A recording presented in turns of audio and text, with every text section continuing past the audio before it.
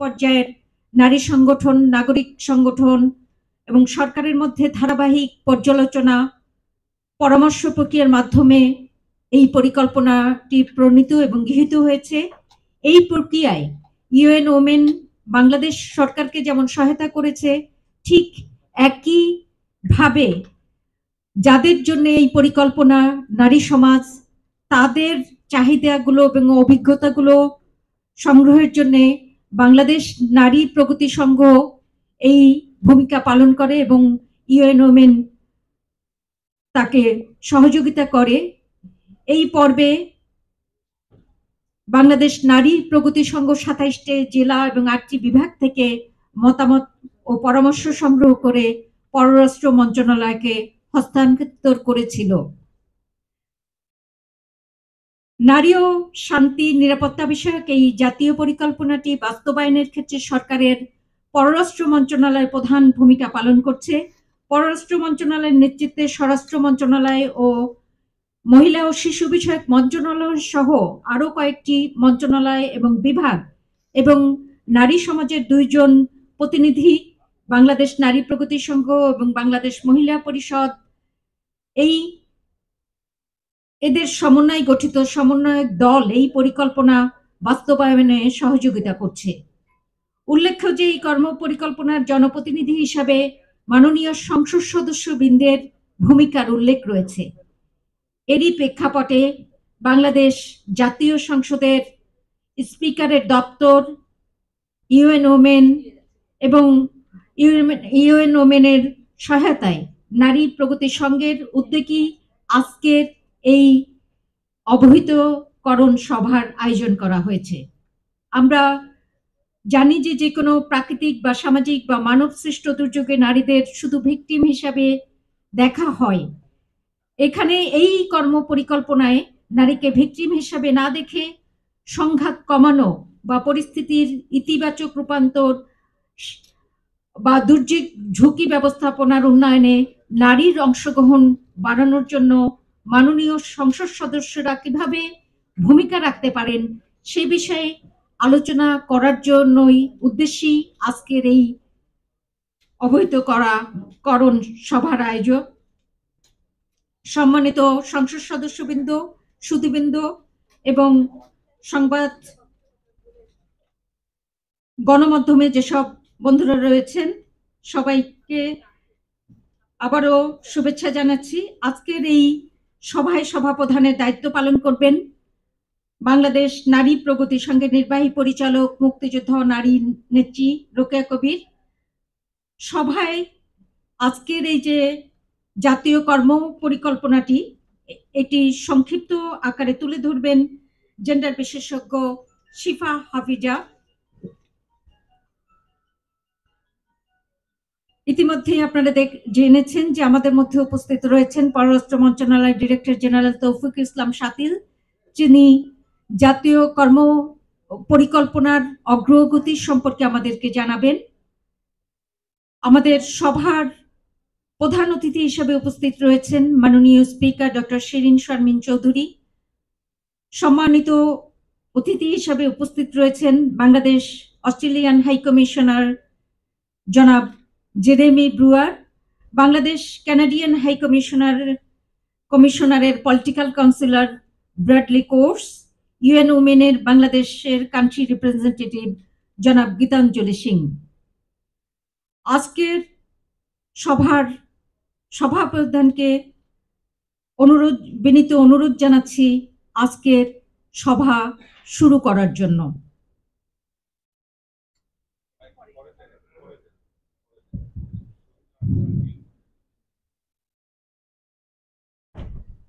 সম্মানিত অতিথিবৃন্দ, আজকে আমাদের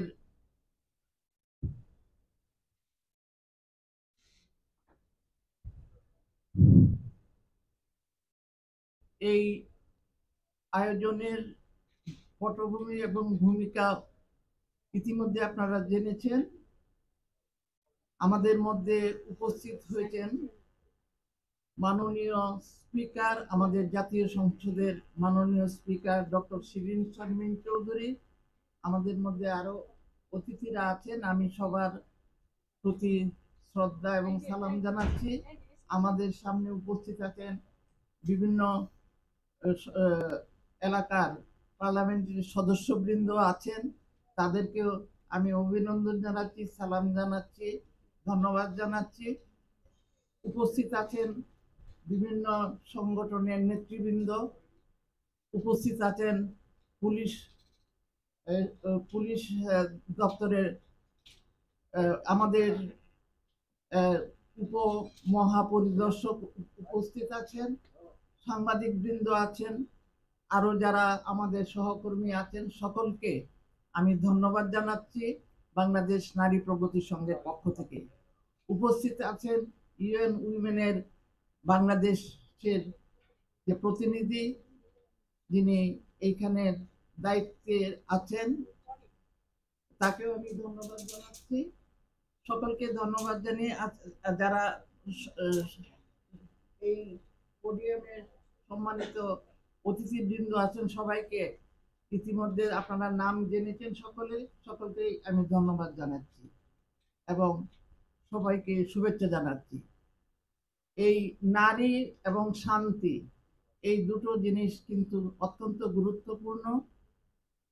আমাদের মনে রাখতে হবে, আমরা যে মুক্তিযুদ্ধের মধ্য দিয়ে এই দেশটাকে স্বাধীন করেছিলাম, সেই দেশ স্বাধীন করার একটা অন্যতম স্লোগান ছিল, আমরা তখন রাস্তায় ছিলাম এবং সেই স্লোগান ছিল, এবং গান আকারে যে স্লোগানটা হতো, সেই আমরা একটি ফুলকে বাঁচাবো বলে যুদ্ধ করি, অর্থাৎ শান্তির জন্য আমরা যুদ্ধ করি। এছাড়াও আমাদের যে তখনকার দিনে আমরা ছাত্র জীবনে যে স্লোগানগুলো দিতাম, সেই স্লোগানগুলো ছিল, সকল পাকিস্তানকে সকল সামরিক জোট থেকে বের হয়ে আসতে হবে, সেন্টো সিয়াটো এই ধরনের সামরিক জোট থেকে বের হয়ে আসতে হবে। অর্থাৎ বাংলাদেশকে সারা বিশ্বে শান্তি প্রতিষ্ঠার জন্য বাংলাদেশ নামক দেশটির জন্ম হয়েছিল, সেইখানে বাংলাদেশের একটা ভূমিকা রাখার আছে, এবং মুক্তিযুদ্ধের মধ্য দিয়ে যে বাংলাদেশ আমরা পেয়েছি, তার একটি আদর্শই হলো সারা বিশ্বে এবং বাংলাদেশে শান্তি প্রতিষ্ঠা। এর মধ্যে 2000 সালে যে জাতিসংঘ যে প্রস্তাব নিয়েছে নারী এবং শান্তি বিষয়ক, সেইখানেও কিন্তু তখন বাংলাদেশ সিকিউরিটি কাউন্সিলের সদস্য ছিল সেই সময়, এবং একটা বিরাট ভূমিকা পালন করেছে। এবং বাংলাদেশ প্রথম দেশ, কয়েকটি দেশের মধ্যে অন্যতম, যে এই নারী এবং শান্তি বিষয়ক এই জাতীয় পরিকল্পনা গ্রহণ করার বিষয়ে একটা অগ্রগতি ভূমিকা পালন করছে। আমরা আজকে এখানে এই যে পরিকল্পনাটা হওয়ার পরপরই 2019 সালে এই পরিকল্পনা পররাষ্ট্র মন্ত্রণালয়ের উদ্যোগে গ্রহণ করা হয়েছে, কিন্তু পরপরে কোভিড হওয়ার ফলে এটা সারা দেশব্যাপী এটাকে পরিচিত করানো এবং এটা বাস্তবায়ন করা সম্ভব হয় নাই। সেই জন্য ইতিমধ্যে শাহানাজ সুমি আপনাদের জানিয়েছেন যে ইতিমধ্যে একটা প্রস্তাব হয়েছে, যেটা 2025 সাল পর্যন্ত এই কর্ম পরিকল্পনাটাকে নিয়ে যাওয়া হবে। সুতরাং এর মধ্যে জাতীয় সংসদের যে যারা সদস্য আছেন, বিশেষ করে নারী সদস্যরা, তাদের যে ভূমিকাটা, সেই ভূমিকা এই জাতীয় সংসদে সারা দেশব্যাপী এবং নিজ নিজ এলাকায় সেই ভূমিকা কিভাবে পালন করবেন, এবং আমরা নারী সংগঠন সহ অন্যান্য সিভিল সোসাইটি যারা অংশ আছি, তারা কিভাবে আমরা সহযোগিতা করতে পারি, সেই বিষয়ে আমরা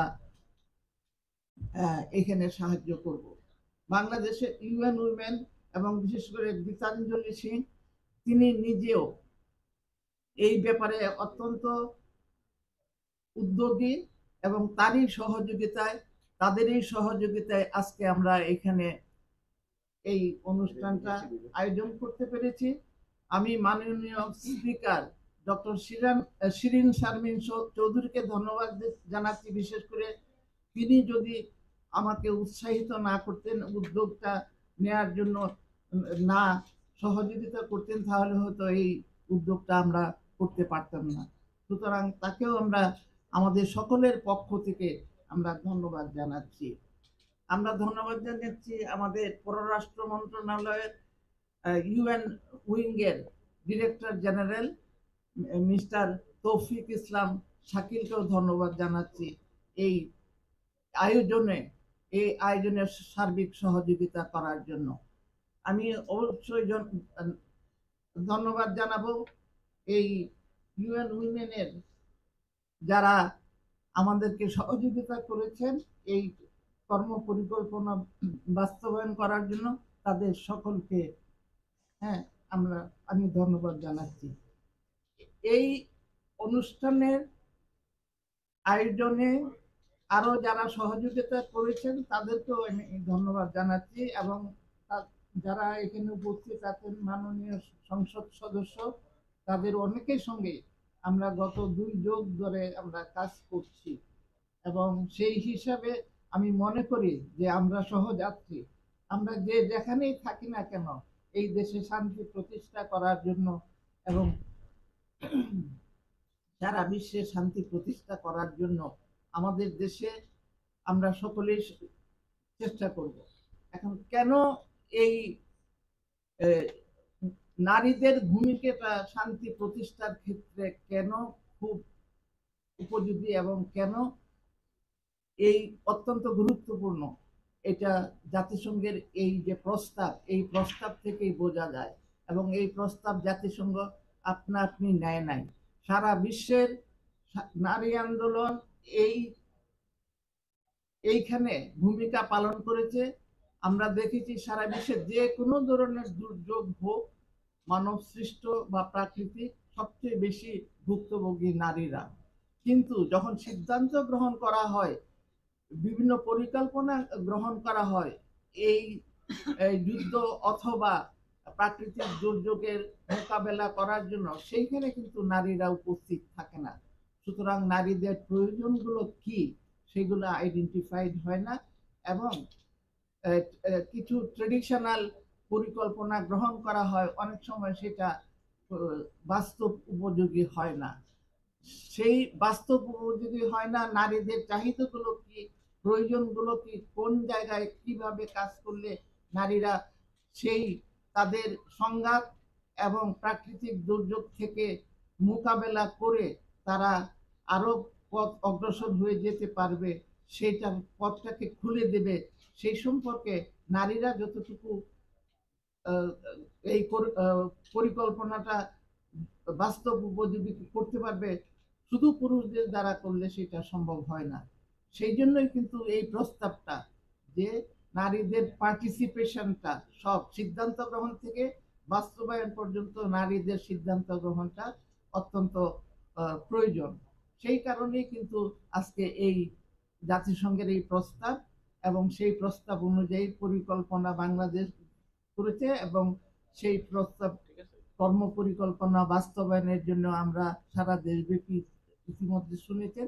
আমি এখন প্রথমে আমি আহ্বান করব এই সংক্ষিপ্তভাবে এই কর্ম পরিকল্পনার বিষয়টুকু তুলে ধরার জন্য আমাদের জেন্ডার এক্সপার্ট শিপা হাফিজাকে।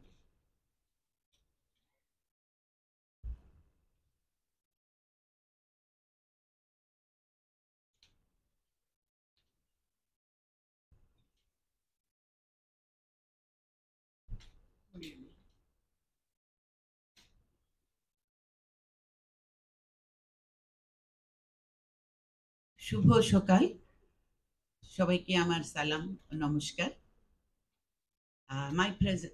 Good morning, and my presentation will be in Bangla.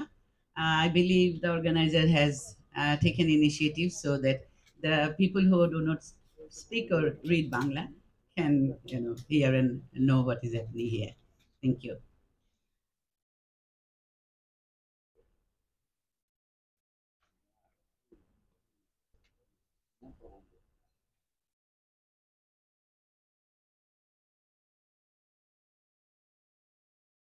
নারী শান্তি ও নিরাপত্তা সম্পর্কিত জাতীয় কর্ম পরিকল্পনা স্থানীয়করণ বিষয়ক ওরিয়েন্টেশন আজকে হচ্ছে।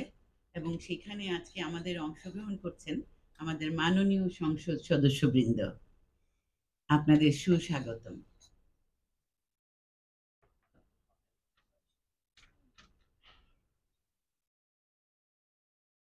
এটা আয়োজন করেছেন বাংলাদেশ নারী প্রগতি সংঘ বিএনপিএস এবং সহযোগিতায় আছেন ইউএন ওমেন।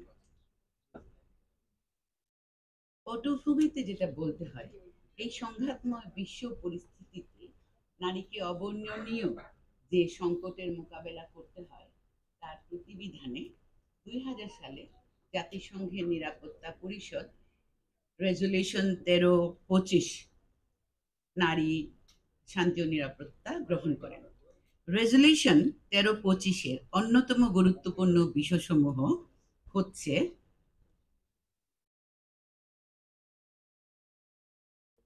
জাতিসংঘ নিরাপত্তা পরিষদের সকল নীতিমালা তৈরি, বিশ্লেষণ ও বাস্তবায়ন প্রক্রিয়ায় নারীদের সম্পৃক্তকরণ। দ্বিতীয়ত, সিদ্ধান্ত গ্রহণ প্রক্রিয়ায় নারীদের সম অংশগ্রহণ। তৃতীয়ত, লিঙ্গ ভিত্তিক তথ্য সংরক্ষণ এবং চতুর্থ, শান্তি ও নিরাপত্তার জেন্ডার প্রেক্ষিত গবেষণা করা।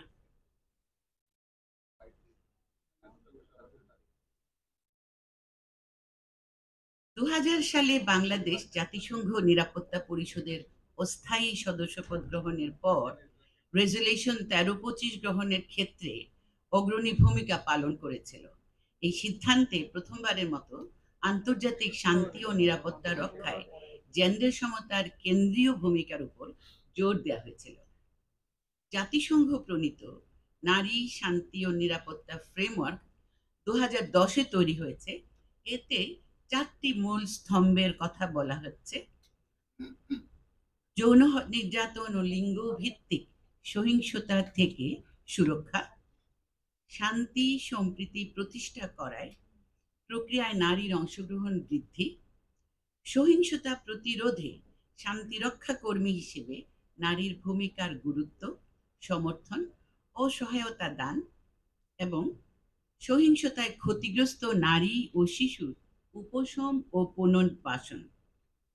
উগ্র সহিংসতা, বাস্তুচ্যুতি এবং জলবায়ু পরিবর্তন সম্পর্কিত বিষয়গুলোকে বিবেচনায় নিয়ে স্থানীয় বাস্তবতার আলোকে এই স্তম্ভগুলো বাস্তবায়নের উপর জোর দেওয়া হয়েছে।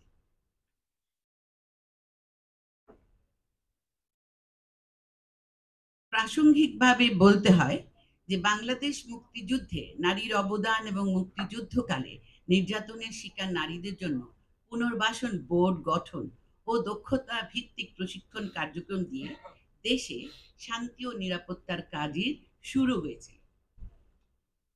এখন এটা সত্য যে যুদ্ধরত ও যুদ্ধ বিধ্বস্ত দেশগুলোর পরিস্থিতি সাথে বাংলাদেশের পরিস্থিতির খুব একটা মিল নেই।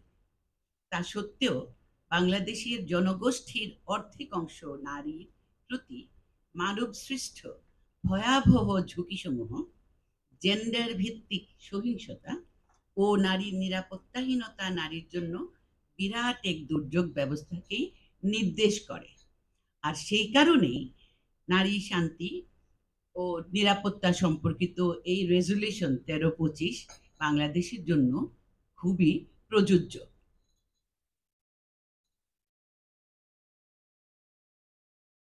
2019 সালে নভেম্বরে সরকার জাতীয় পরিকল্পনা 2019-2022 গ্রহণ করেছেন। আমরা এখন শুনতে পেলাম এটার প্রস্তাবনা হয়েছে 2025 পর্যন্ত। আমাদের আজকের প্রধান অতিথি সেদিনও আমাদের সাথে ছিলেন, আমরা ছবিতে তাকে দেখতে পাচ্ছি।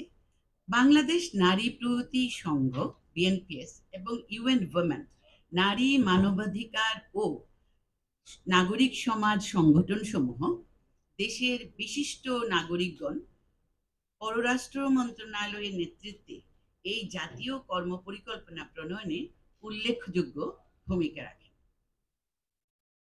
বিএনপিএস কর্তৃক আয়োজিত বিভাগীয় পর্যায়ে 7টি, জেলা পর্যায়ে 12টি এবং জাতীয় পর্যায়ে একটি পরামর্শ সভার সুপারিশের আলোকে এই জাতীয় কর্ম পরিকল্পনাটি প্রণীত হয়। জাতীয় কর্ম পরিকল্পনার ছবি দেখতে পাচ্ছি এবং 3টি স্তম্ভ আছে এই পরিকল্পনায়। স্তম্ভগুলো হচ্ছে প্রতিরোধ, অংশগ্রহণ এবং সুরক্ষা, তাৎক্ষণিক সহায়তা ও পুনর্বাসন। প্রতিরোধে যে উদ্দেশ্য সেটা হচ্ছে সামাজিক সম্প্রীতি, উন্নয়ন ও সংঘাত, সহিংস উগ্রবাদ, জেন্ডার বৈষম্য প্রতিরোধে উদ্যোগসমূহে কমিউনিটি ও প্রতিষ্ঠানের সম্পৃক্ততা বৃদ্ধি করা। তার মানে স্থানীয়করণের একটা বড় উদ্যোগ এখানে আমরা দেখতে পাই। জাতিসংঘ অংশগ্রহণে যেটা হয়েছে, যাদের অংশগ্রহণ অত্যন্ত জরুরি, এই যে সংঘাত নিরসন প্রক্রিয়া, শান্তিরক্ষা মিশন, দুর্যোগ ব্যবস্থাপনা, মানবিক সহায়তা ও সহিংস উগ্রবাদ প্রতিরোধ সহ শান্তি ও নিরাপত্তা রক্ষায় নারীর অর্থবহ অংশগ্রহণ নিশ্চিত করা। সুরক্ষা, তাৎক্ষণিক সহায়তা ও পুনর্বাসনে স্তম্ভতে উদ্দেশ্য হচ্ছে নারীর নিরাপত্তা ও কল্যাণের সুরক্ষা এবং প্রাকৃতিক দুর্যোগ, সংকটময় জরুরি পরিস্থিতিতে নারীর চাহিদা, অগ্রাধিকার ও অধিকার নিশ্চিত করা।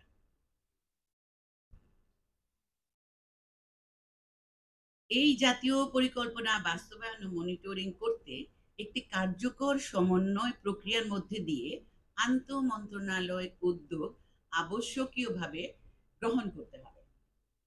পররাষ্ট্র মন্ত্রণালয়ের নেতৃত্বে নারী ও নিরাপত্তা বিষয়ক সমন্বয়ক দলের দিক নির্দেশনা অনুসরণ করে সংশ্লিষ্ট প্রশাসনিক বিভাগ বাস্তবায়নের বাৎসরিক পর্যালোচনা করবেন।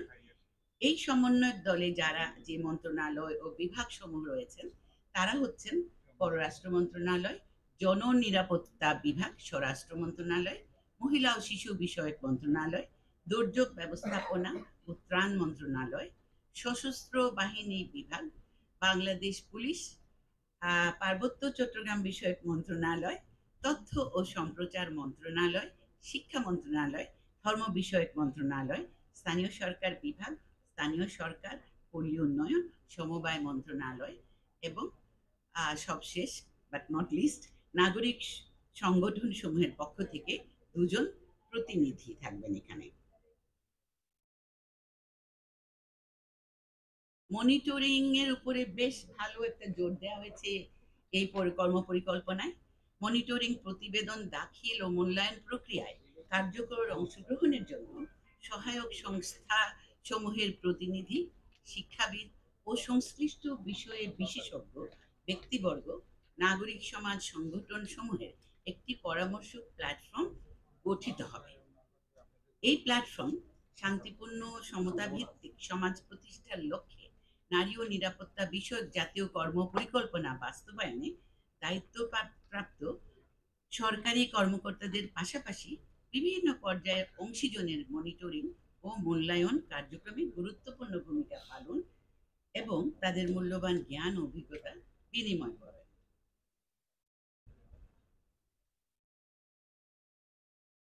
বাস্তবায়ন কাঠামোটা মূলত এরকম যে সমন্বয়ক দলের সহযোগিতায় প্রতিটি বাস্তবায়নকারী সংস্থা তাদের বাৎসরিক কর্মসূচির অংশ হিসেবে নিজ নিজ কর্মসূচি প্রণয়ন বাস্তবায়ন করবে। তার মানে মিনিস্ট্রি এন্ড ডাইরেক্টরেটস সবার তারা তাদের নিজস্ব কর্মসূচি প্রণয়ন করবেন, বাস্তবায়ন করবেন। সংশ্লিষ্ট মন্ত্রণালয়গুলো তাদের কর্মসূচি স্থানীয়করণ করা এবং কেন্দ্রীয় পর্যায়ে সকল সংশ্লিষ্ট মন্ত্রণালয় ও বিভাগ অথবা জেলা কার্যালয়ের সাথে সমন্বয় করে বাস্তবায়ন। প্রত্যাশিত ফলাফল যাতে অর্জন করা যায় এবং বৃহত্তর প্রভাব সৃষ্টির উদ্দেশ্যে পররাষ্ট্র মন্ত্রণালয় সংশ্লিষ্ট কর্মসূচি বাস্তবায়নরত নাগরিক সংগঠন সমূহকে উদ্বুদ্ধ করার জন্য সমন্বয়ের সাথে দায়িত্ব পালন করবে। ইউএন ওমেন এবং জাতিসংঘভুক্ত সংস্থা অন্যান্য সংস্থাগুলো কার্যকর সমন্বয় এবং জেন্ডার সংবেদনশীল মনিটরিং ও মূল্যায়ন করতে সমন্বয়ক দলকে কারিগরি সহায়তা প্রদান করবেন। এটার অর্থায়ন কিভাবে হবে? জাতীয় বাজেট থেকে অর্থায়ন বরাদ্দ করা থাকবে এবং অবশ্যই জেন্ডার সংবেদনশীল বাজেট নীতিমালা অনুযায়ী এই বাজেটের বরাদ্দ করা হবে। প্রত্যেক মন্ত্রণালয় তাদের আর্থিক বাজেটে কর্ম পরিকল্পনায় চিহ্নিত অগ্রাধিকার ভিত্তিক কার্যক্রম অন্তর্ভুক্ত করবেন। এবং আমি আগেই বলেছি, এই যে মন্ত্রণালয়ের কর্ম পরিকল্পনা যে কাজগুলো চিহ্নিত হবে, তা আবার তাদের লাইন ম্যানেজমেন্টে একদম মাঠ পর্যায় পর্যন্ত সেগুলো প্রতিফলন হবে। সম্ভাব্য আন্তর্জাতিক ও বহুজাতিক উন্নয়ন পার্টনারদের কাছ থেকে অতিরিক্ত তহবিল সংগ্রহ করা হতে পারে।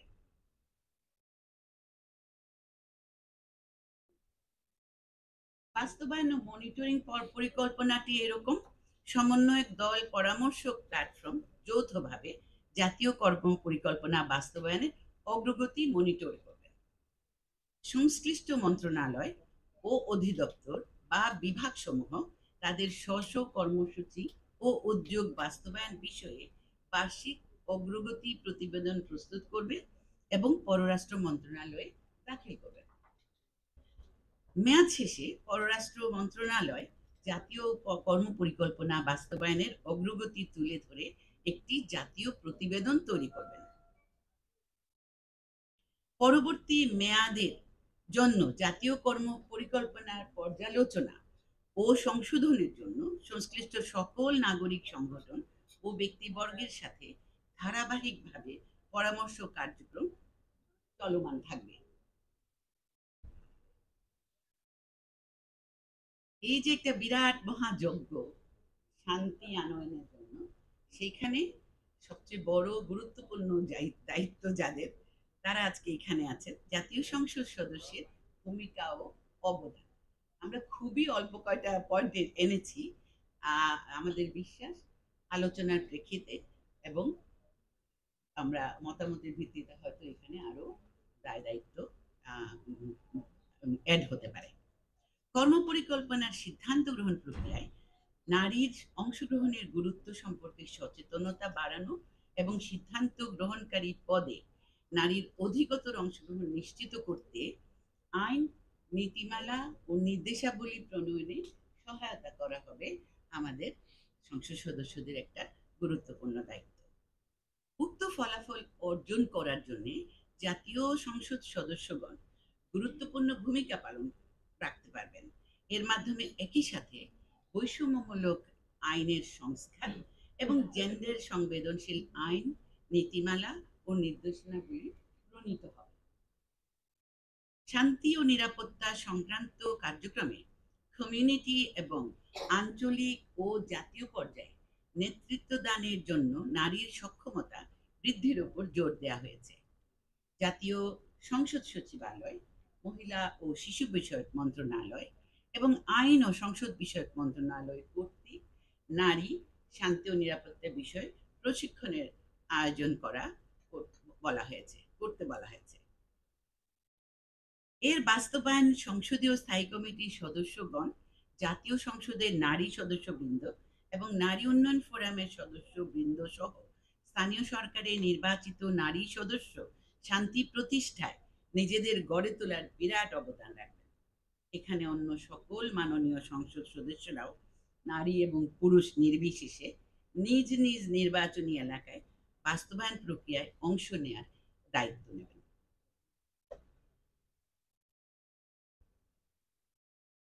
এই উপস্থাপনাটি এখানেই শেষ হলো। আপনাদের গুরুত্বপূর্ণ মতামত, পরামর্শ জন্য আমরা পরামর্শ আহ্বান করছি এবং অংশগ্রহণের জন্য জানাই আন্তরিক কৃতজ্ঞতা ও ধন্যবাদ।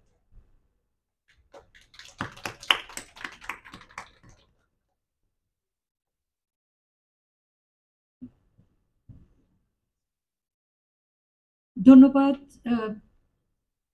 শিফা হাফিজাকে। উনি অত্যন্ত চমৎকারভাবে জাতীয় পরিকল্পনার সংক্ষিপ্তভাবে উপস্থাপন করলেন। এবারে জাতীয় কর্ম পরিকল্পনাটা আমরা জেনেছি যে 2019 সালে নভেম্বরে হয়েছে। আমরা 22 সালে আছি। জাতীয় কর্ম পরিকল্পনার বাস্তবায়নের যে অগ্রগতি সম্পর্কে বলার জন্য পররাষ্ট্র মন্ত্রণালয়ের ডিরেক্টর জেনারেল ইউএনওনি জনাব তৌফিক ইসলাম শাতিলকে বিনীত অনুরোধ জানাচ্ছি।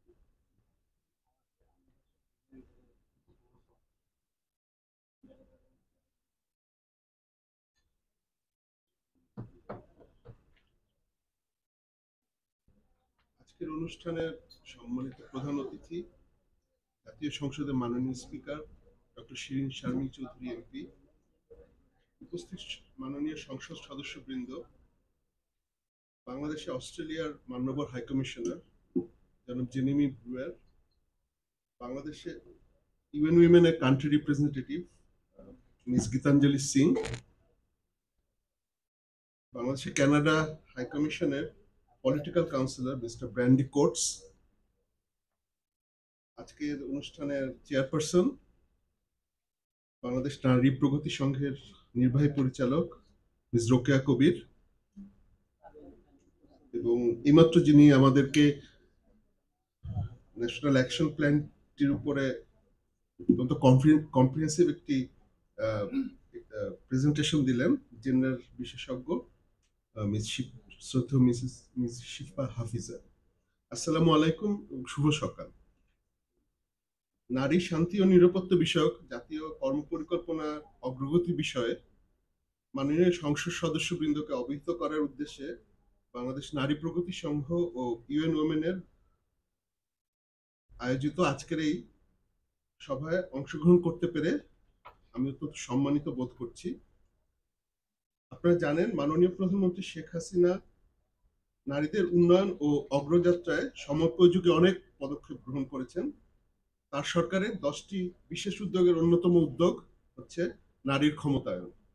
এরই ধারাবাহিকতায় বাংলাদেশ বৈশ্বিক পরিমণ্ডলেও নারী শান্তি ও নিরাপত্তা এজেন্ডা বাস্তবায়নে সক্রিয় ভূমিকা পালন করে আসছে। আপনারা ইতিমধ্যে জানেন যে, এবং অলরেডি বলা হয়েছে যে, রেজলিউশন 1325 2000 সালে জাতিসংঘ নিরাপত্তা পরিষদে যখন গৃহীত হয়েছিল, বাংলাদেশ তখন অস্থায়ী সদস্য এবং সভাপতি ছিল জাতিসংঘ নিরাপত্তা পরিষদের, এবং অত্যন্ত নিবিড়ভাবে সম্পৃক্ত ছিল এই রেজলিউশন গৃহীত হওয়ার প্রসেসে। এর পক্ষে সমর্থন আদায়ের লক্ষ্যে যেমন বাংলাদেশ নেতৃস্থানীয় ভূমিকা পালন করেছে, পরবর্তীতে রেজলিউশনটি গৃহীত হওয়ার পর থেকে, বিশেষ করে মাননীয় প্রধানমন্ত্রী শেখ হাসিনা সরকারের সময় 2009 সাল থেকে আমরা অত্যন্ত আমাদের বাংলাদেশ সরকার অত্যন্ত দৃঢ়ভাবে এই রেজলিউশনটি বাস্তবায়নের চেষ্টা করে যাচ্ছে। আমরা চেষ্টা করছি এই কর্মপরিকল্পনাটি অত্যন্ত অন্তর্ভুক্তিমূলকভাবে প্রয়োগ করতে। ইতিমধ্যে বলা হয়েছে যে এজন্য পুরো দেশে আমরা বিভিন্ন সময় কনসালটেশন করেছি। সংশ্লিষ্ট সকল মন্ত্রণালয়, বিভাগ, সংস্থা, এনজিও, আন্তর্জাতিক সংস্থা এবং সুশীল সমাজের সাথে আমরা নিবিড়ভাবে কাজ করছি। আমাদের সকলের ঐকান্তিক প্রচেষ্টায় পরবর্তীতে 24শে নভেম্বর 2019 তারিখে আনুষ্ঠানিকভাবে এই জাতীয় ন্যাশনাল অ্যাকশন প্ল্যানটি গৃহীত হয়েছিল। আপনারা ইতিমধ্যে শুনেছেন যে দুর্ভাগ্যক্রমে কোভিডের কারণে আমাদের এই 3 বছর ব্যাপী পরিকল্পনাটির অনেক বিষয়ই আমরা আসলে সেভাবে এগুতে পারিনি। তো সম্প্রতি আমরা সিদ্ধান্ত নিয়েছি যে এই কর্মপরিকল্পনাটি আরো 3 বছর, মানে 2025 পর্যন্ত এক্সটেন্ড করার। এছাড়া আরেকটি বিষয় যে, শুধু বাংলাদেশ না, আমরা অন্যান্য দেশকেও এই বিষয়ে উৎসাহিত করেছি, এবং জাতিসংঘ এবং আপনারা জেনে আনন্দিত হবেন যে মোট 104টি দেশ এ পর্যন্ত এভাবে ন্যাশনাল অ্যাকশন প্ল্যান গ্রহণ করেছে। সম্মানিত সুধী, আপনারা আমরা আমরা জানি যে 1971 সালে মহান মুক্তিযুদ্ধে নারীদের ত্যাগ ও সাহসী অবদান অনস্বীকার্য। আসলে আমাদের স্বাধীনতার প্রেক্ষাপটেই আমাদের আসলে এই যে বিশেষ করে জাতির জনক বঙ্গবন্ধু শেখ মুজিবুর রহমানের নেতৃত্বে যখন যুদ্ধ বিধ্বস্ত দেশ গঠনের উদ্যোগ নেওয়া হয়েছিল, তখন থেকে তিনি নারীর অংশগ্রহণ নিশ্চিত করেছিলেন। এবং তখন থেকে সত্যি কথা বলতে বাংলাদেশ দেশের মানে আর্থসামাজিক উন্নয়নে নারীর অবদান একটি অনুকরণীয় সারা বিশ্বের মাঝখানে। এই শক্তিশালী ভূমিকার মাধ্যমে অনুপ্রাণিত হয়ে বাংলাদেশের জাতীয় কর্মপরিকল্পনাটিতে সকল দ্বন্দ্ব সংঘাত নিরসন, বিরোধ নিষ্পত্তি এবং শান্তি রক্ষা, শান্তি বিনির্মাণ, সন্ত্রাসবাদ প্রতিরোধ এবং দুর্যোগ ব্যবস্থাপনায় নারীর সক্রিয় অধিক অংশগ্রহণ নিশ্চিত করার লক্ষ্য নির্ধারণ করা হয়েছে। শ্রদ্ধেয় শিপা হাফিজা ম্যাডাম আপনাদের যে প্রেজেন্টেশনে বিভিন্ন এলিমেন্ট গুলো দেখিয়েছেন, আমি ডিটেলসে যাচ্ছি না, হয়তো প্রশ্নোত্তর প্রোগ্রামটা আরো আলোচনা করব।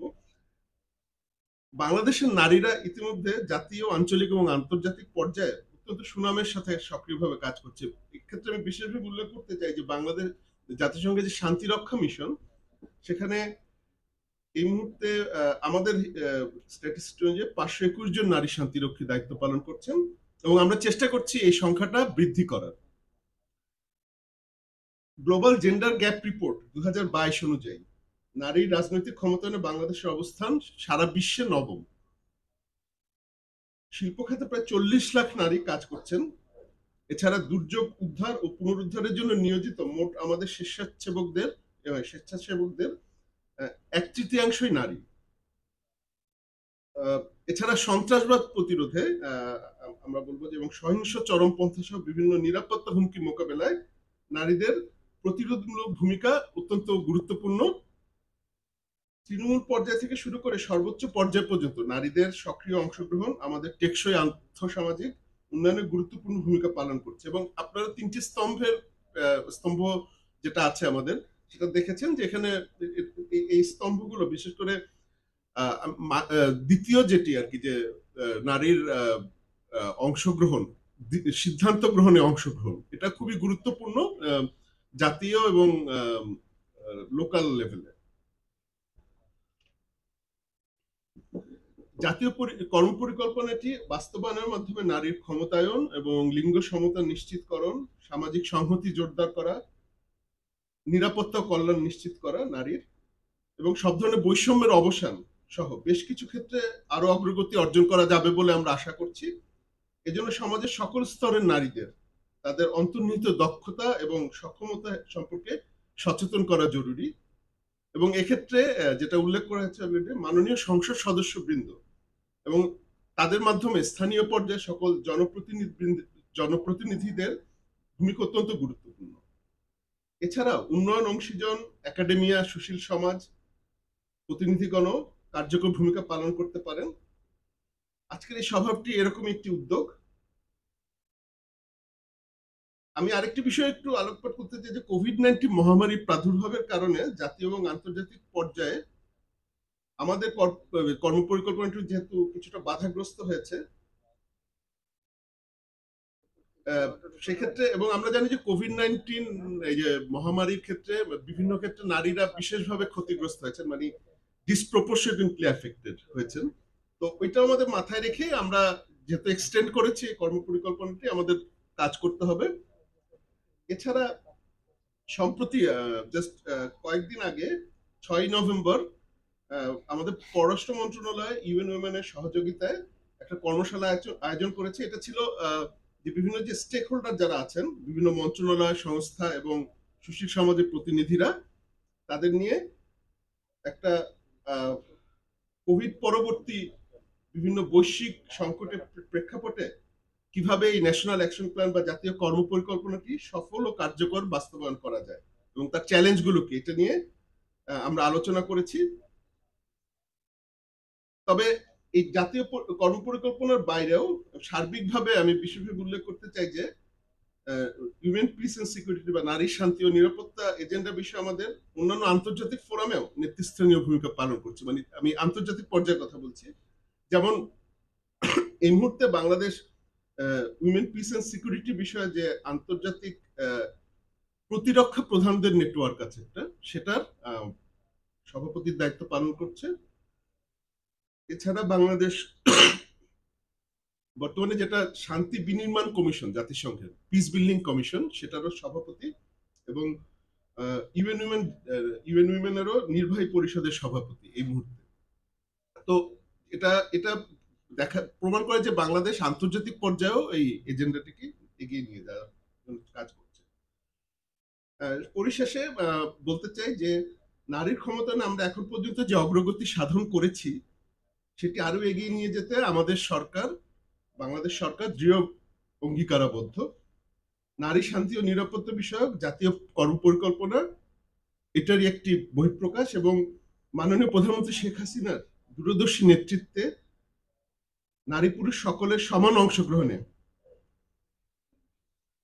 জাতির পিতার স্বপ্নের সোনার বাংলা গড়ার প্রত্যয়ে উন্নত সমৃদ্ধ বাংলাদেশ নির্মাণের লক্ষ্যে আমাদের প্রচেষ্টা অব্যাহত থাকবে। পররাষ্ট্র মন্ত্রণালয়ের পক্ষ থেকে আমরা বিশেষভাবে ধন্যবাদ জানাচ্ছি বাংলাদেশ নারী প্রগতি সংঘ এবং ইউএন উইমেন বাংলাদেশকে আজকের এই সভাটি আয়োজন করার জন্য, বিশেষ করে মাননীয় সংসদ সদস্যবৃন্দের উপস্থিতি এবং তাদের অংশগ্রহণের জন্য সবাইকে পরিশেষে আন্তরিক ধন্যবাদ জানিয়ে এখানেই শেষ করছি। প্রশ্নোত্তর পর্ব হয়তো আমরা আলোচনা আরো অব্যাহত রাখবো। ধন্যবাদ। জয় বাংলা। ধন্যবাদ জনাব তৌফিক ইসলাম শাতিরকে, ডিরেক্টর জেনারেল ইউএন উইং, পররাষ্ট্র মন্ত্রণালয়ের। এবারে আমরা ফিরে যাচ্ছি আমাদের যারা আজকের এই অনুষ্ঠানের প্রধান আকর্ষণ এবং যাদের জন্যে আজকের এই অনুষ্ঠান, মাননীয় সংসদ সদস্যবৃন্দ। আমাদের দুজন পরপর আমাদের জাতীয় পরিকল্পনার উপরে বক্তব্য রাখলেন, শিফা হাফিজা এবং আমাদের পররাষ্ট্র মন্ত্রণালয়ের ডিরেক্টর জেনারেল। আমি এখন এই পর্বটি মাননীয় সংসদ সদস্যবৃন্দ প্রশ্ন করবেন। এই পর্বটি পরিচালনার জন্য আমি আজকের সভাপ্রধান রোকেয়া আপাকে অনুরোধ করছি এবং উত্তরের ক্ষেত্রে আমি সহযোগিতা করার জন্য আমি তৌফিক ইসলাম শাতির স্যারকে অনুরোধ জানাচ্ছি।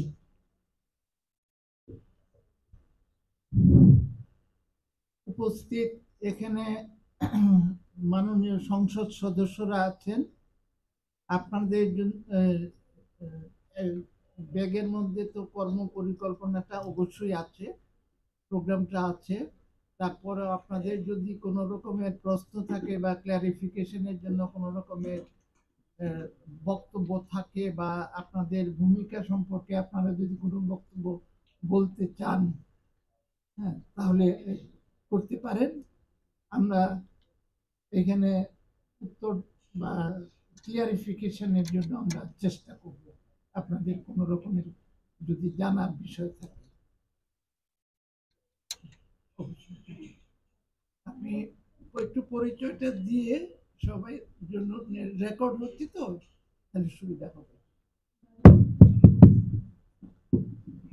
দাঁড়িয়ে বলুন। আসসালামু আলাইকুম, আমি সৈয়দা রুবিনা আক্তার, রিজার্ভ সিট 28। আমি আসলে এখানে যে এজেন্টটা দেখছি, আপনাদের কথা শুনলাম, আমি আসলে আমার কোনো প্রশ্ন নেই, বাট আমি ক্লারিফিকেশন দিতে চাচ্ছি। আমরা এখানে একত্রিত হয়েছি নারী শান্তি এবং নিরাপত্তায় কাজ করবার জন্য, এবং এটা একটা অ্যাকশন প্ল্যান হওয়া উচিত সেটি নিয়ে কথা বলবার জন্য। শেখ হাসিনা সরকার নারীর ক্ষমতায়ন, অর্থনৈতিক, রাজনৈতিক, সামাজিক ক্ষমতায়নের পাশাপাশি নারীর নিরাপত্তা শান্তিতে সর্বোচ্চ কাজ করে যাচ্ছেন। নারীর নিরাপত্তার জন্য, নারীকে অর্থনৈতিকভাবে স্বাবলম্বী করার জন্য, পড়াশোনা আগ্রহী করবার জন্য তারা 1,20,00,000 ছাত্রী উপবৃত্তি দিচ্ছেন এবং তাদের যে উপবৃত্তির টাকাটা তাদের বাবার মোবাইলে না দিয়ে তাদের মায়ের মোবাইলে পাঠাচ্ছেন। এখানে কিন্তু নারীকে গুরুত্ব দেওয়া হচ্ছে যাতে করে নারীর প্রতি পারিবারিকভাবে যে সহিংস আচরণটা হয় সেটি যেন কমে যায়। তার মানে শেখ হাসিনা রাষ্ট্রীয়ভাবে শেখ হাসিনা সরকার কাজ করছেন। পাশাপাশি বিভিন্ন রকমের ভাতার সাথে নারীকে সম্পৃক্ত করছেন। নারীর মাতৃত্বকালীন ভাতা, প্রসবকালীন ভাতা, একটা বাচ্চা প্রসব করার পরে বাচ্চা যেন ব্রেস্ট ফিডিং করতে পারে সেই জন্য সেই নারীকে পুষ্টিসম্পন্ন খাদ্যের জন্য ভাতা, প্রত্যেকটা জায়গায় বিধবা ভাতা, বয়স্ক নারী ভাতা, প্রত্যেকটা জায়গায় কিন্তু নারীকে এগিয়ে দিচ্ছেন। এটা কি নারীর নিরাপত্তা এবং শান্তি নিশ্চিত করবার লক্ষ্যে। এটা কিন্তু শেখ হাসিনা সরকার অলরেডি কাজ করছেন। হ্যাঁ, যদি রাষ্ট্র এবং যাই বলেন আমাদের ইউএন, যেটা আমাদের জাতিসংঘ, কোনো ধরনের কোনো বিধান প্রবিধান আমাদের উপর দিয়ে দেয়, সেটি কিন্তু পারিবারিকভাবে বা প্রথাগতভাবে আমাদের নারীরা ম্যাক্সিমাম ক্ষেত্রে নির্যাতিত হচ্ছে, তাদের নিরাপত্তা বিঘ্নিত হচ্ছে, তাদের স্বামী কিংবা শ্বশুর বাড়ি, আবার পরোক্ষভাবে বাবা মা স্কুলের শিক্ষকদের দ্বারা হচ্ছে। তারা সেই জায়গাটা আমাদের আঘাত করতে হবে। আমাদের শেকড়ে যে আমাদের সমস্যাটা, সেখানটা কিন্তু আমরা বাদ দিয়ে চলে যাচ্ছি।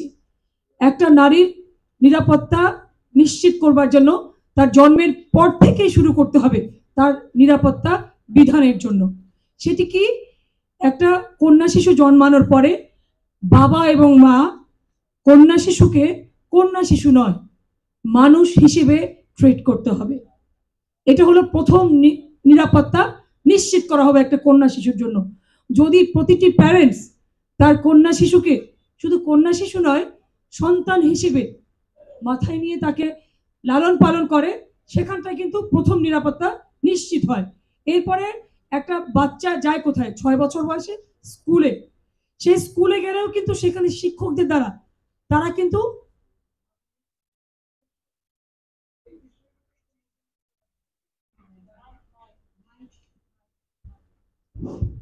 না না এই বিষয়গুলি আমি কেন এই কথা অবতারণা করছি, যখন আমি শিক্ষকদের সাথে বিদ্যালয়ে একটা ছাত্র কিংবা ছাত্রীকে আলাদাভাবে না জাজ করে এককভাবে দেখবে, একইভাবে দেখবে এবং বাবা মা একভাবে দেখবে, তখন কি হবে? পরিবার থেকে সমাজ, প্রত্যেকটা জায়গায় নারীকে নারী নয় একটা মানুষ হিসেবে ট্রিট করবে এবং তাদের নিরাপত্তা কিন্তু এখান থেকে নিশ্চিত হয়। এবং সরকার কিংবা আন্তর্জাতিক সংস্থা যেখান থেকেই নারীদের পক্ষে কোনো কিছু দেয়া হোক, কোনো বিধান বা প্রবিধান, সেটি কিন্তু সবাই মেনে চলবে। কিন্তু যদি আমাদের সেই শেকড়ের যে গ্রথিত আমাদের মনোসংযোগটা ভিন্নতর হয়, যত আপনারা অ্যাকশন প্ল্যান করুন সেটি বাস্তবায়ন করা সম্ভব হবে না। ধন্যবাদ সকলকে। ধন্যবাদ। আর কেউ কিছু বলবে? হ্যাঁ,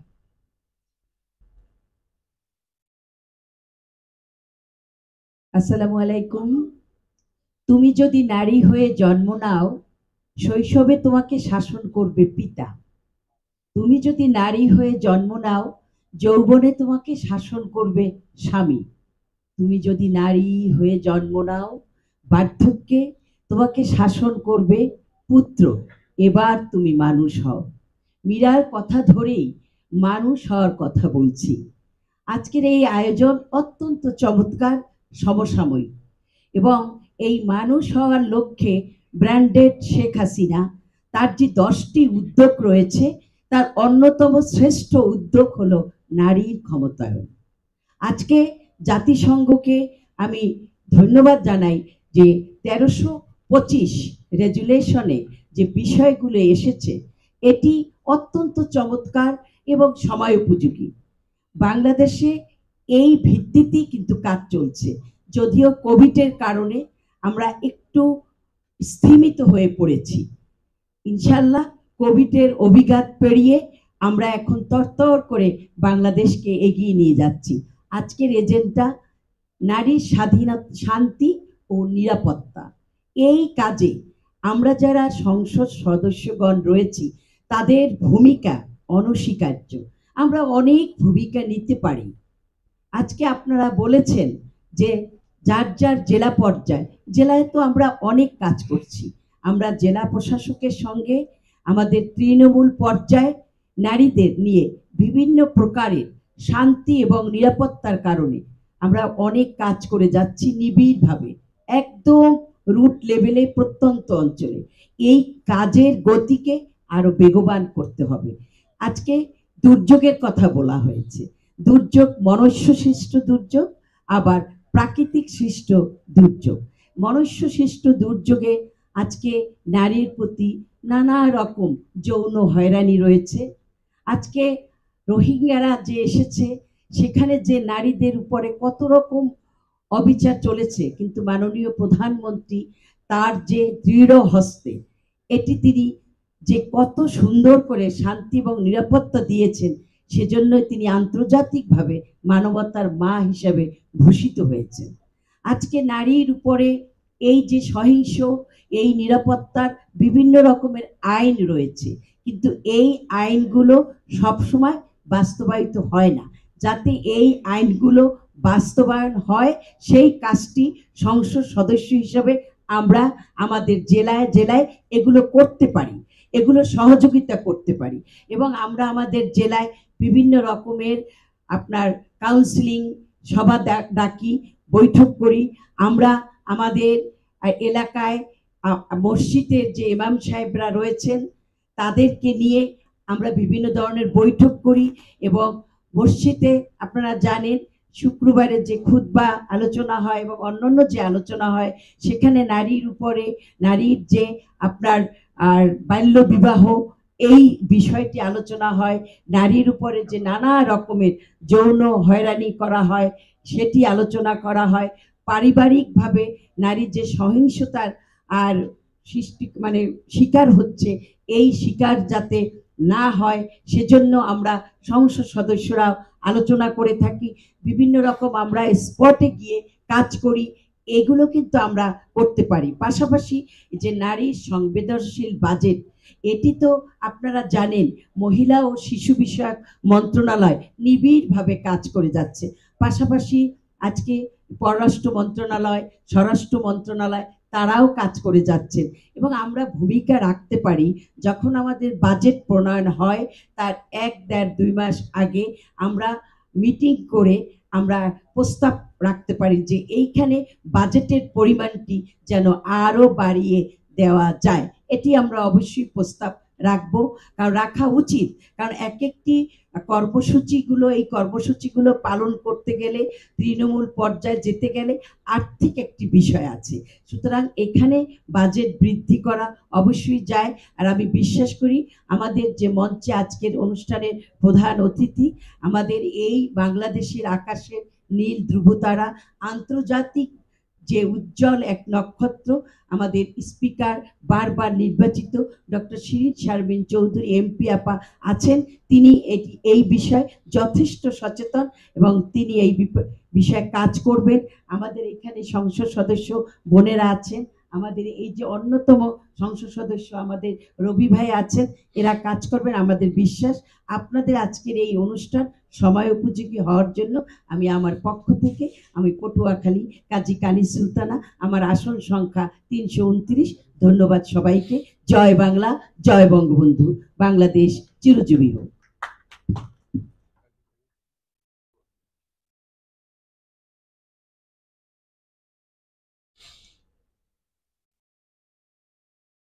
আসসালামু আলাইকুম। আমি মনিরা সুলতানা মনি, আমার আসন 326, ময়মনসিংহ জেলা। আমার আজকে এখানে প্রশ্ন হচ্ছে, আমি প্রথমেই নারী প্রগতি সংঘকে ধন্যবাদ জানাই আজকের এই আয়োজনটি করার জন্য। আরও ধন্যবাদ জানাই আমাদের মাননীয় স্পিকার মহোদয় এই অনুষ্ঠানে উপস্থিত হয়েছেন, আমরা সেজন্য গর্বিত। আমার আজকের এই প্রশ্ন হচ্ছে, আজকে যে আয়োজনটি করেছেন এরকম আয়োজনকে আপনারা জেলা পর্যায়ে করবেন কিনা, এটা হচ্ছে আমার প্রশ্ন। আর এই নারী প্রগতি সংঘের সাথে সেই ছাত্র জীবন থেকে আমি জড়িত। 90-এর দশকে যখন ময়মনসিংহ জেলায় নারী প্রগতি সংঘের ছিলেন, দায়িত্বে ছিলেন আমাদের কান্তি আপা, পরবর্তীতে মনিরা আইরিন। এই নারী প্রগতি সংঘের মাধ্যমে আমরা বিভিন্ন আন্দোলনে নেতৃত্ব দিয়েছি। আমি ছিলাম ময়মনসিংহ মমিনুন্নেসা সরকারি মহিলা কলেজের ভিপি ছিলাম। তখন আমি ওই ভিপি থাকার সুবাদে এই নারী প্রগতি সংঘের যে রুট লেভেলের কার্যক্রমটা ছিল সেটার সাথে আমিও সম্পৃক্ত ছিলাম। আজকে হাঁটি হাঁটি পা পা করে এই পর্যায়ে এসেছি, এটা আমাদের মাননীয় প্রধানমন্ত্রী জননেত্রী শেখ হাসিনার জন্যই। এবং আমরা নারী সমাজ আজকে একদম রুট লেভেলে কাজ করে যাচ্ছি, আমাদের অধিকার বাস্তবায়ন করতে পারছি এই মাননীয় প্রধানমন্ত্রীর জন্য। আজকে এই আজকের এই অনুষ্ঠান থেকে আমি মাননীয় প্রধানমন্ত্রীকে অভিনন্দন জানাই আমাদের নারী সমাজের জন্য কাজ করতে পারছি। সেই জন্য আমি যে প্রশ্নটি করলাম সেটার উত্তরটা চাচ্ছি। আর যেহেতু এটা প্রশ্নের অনুষ্ঠান, আরো না বাড়াই বক্তব্য, তবে একটা কথা বলবো, আমরা নারী, আমরা সবকিছুই পারি। আমরা ঘরেও পারি, আমরা বাহিরেও পারি, আমরা অন্যায়ের বিরুদ্ধে প্রতিবাদ করতে পারি। আমরা নারী। সবাইকে ধন্যবাদ। খুদা হাফেজ। জয় বাংলা, জয় বঙ্গবন্ধু।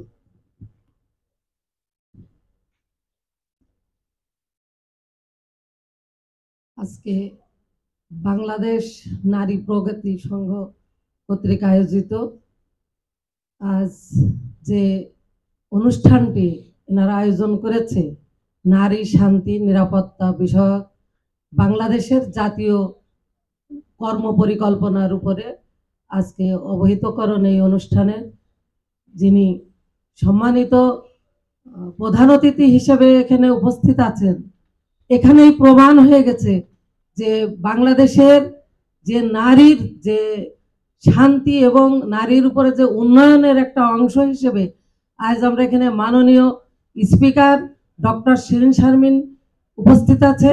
উনি বাংলাদেশ জাতীয় সংসদ স্পিকার হিসাবে আমরা গর্বিত যে আজ আমাদের বাংলাদেশের যে পার্সেন্টেজ নারী পুরুষের, তার ভিতরে কিন্তু নারী বেশি পার্সেন্টেজে, 50%-এর উপরে নারীর। তো সেই কারণে নারীদের এগিয়ে নিয়ে যাওয়ার জন্য সর্বকালে সর্বশ্রেষ্ঠ বাঙালি জাতির পিতা বঙ্গবন্ধু শেখ মুজিবুর রহমান খুব অল্প সময়ের মধ্যেই চিন্তা করেছিলেন যে এই বাংলাদেশকে উন্নয়ন বাংলাদেশে বা উন্নত বাংলাদেশে তৈরি করতে হলে নারীদের অংশগ্রহণ সর্বক্ষেত্রে প্রয়োজন।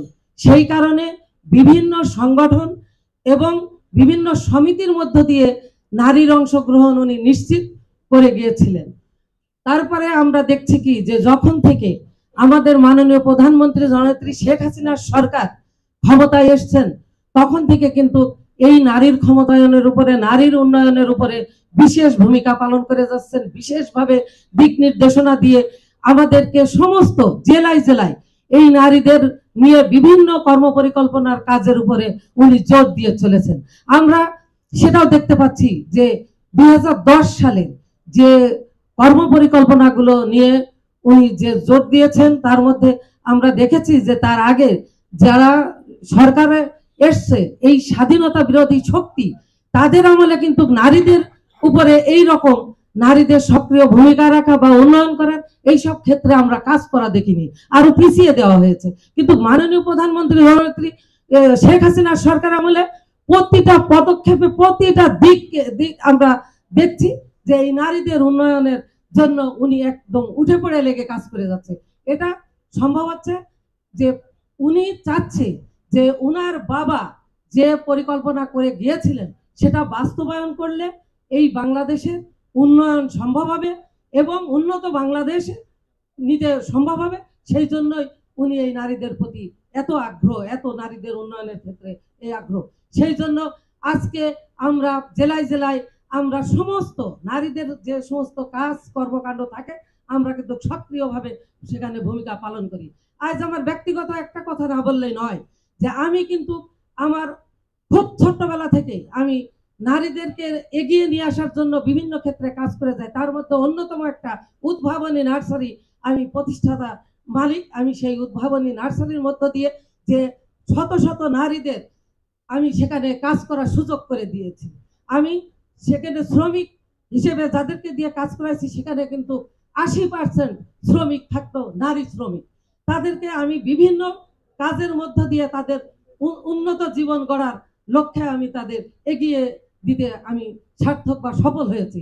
আমি সেই হিসাবে আমি 2001 সালে আমি জাতীয়ভাবে সারা বাংলাদেশের ভিতর প্রথমে স্বর্ণ পদক পুরস্কার পাই। সেই পুরস্কারটিও মাননীয় প্রধানমন্ত্রী জননেত্রী শেখ হাসিনার হাত থেকেই 2001 সালের 14 জুন আমি শেরে বাংলা নগর প্যারেড গ্রাউন্ডের মধ্যে ওখানে ওই মঞ্চে আমি কিন্তু নিতে সক্ষম হই।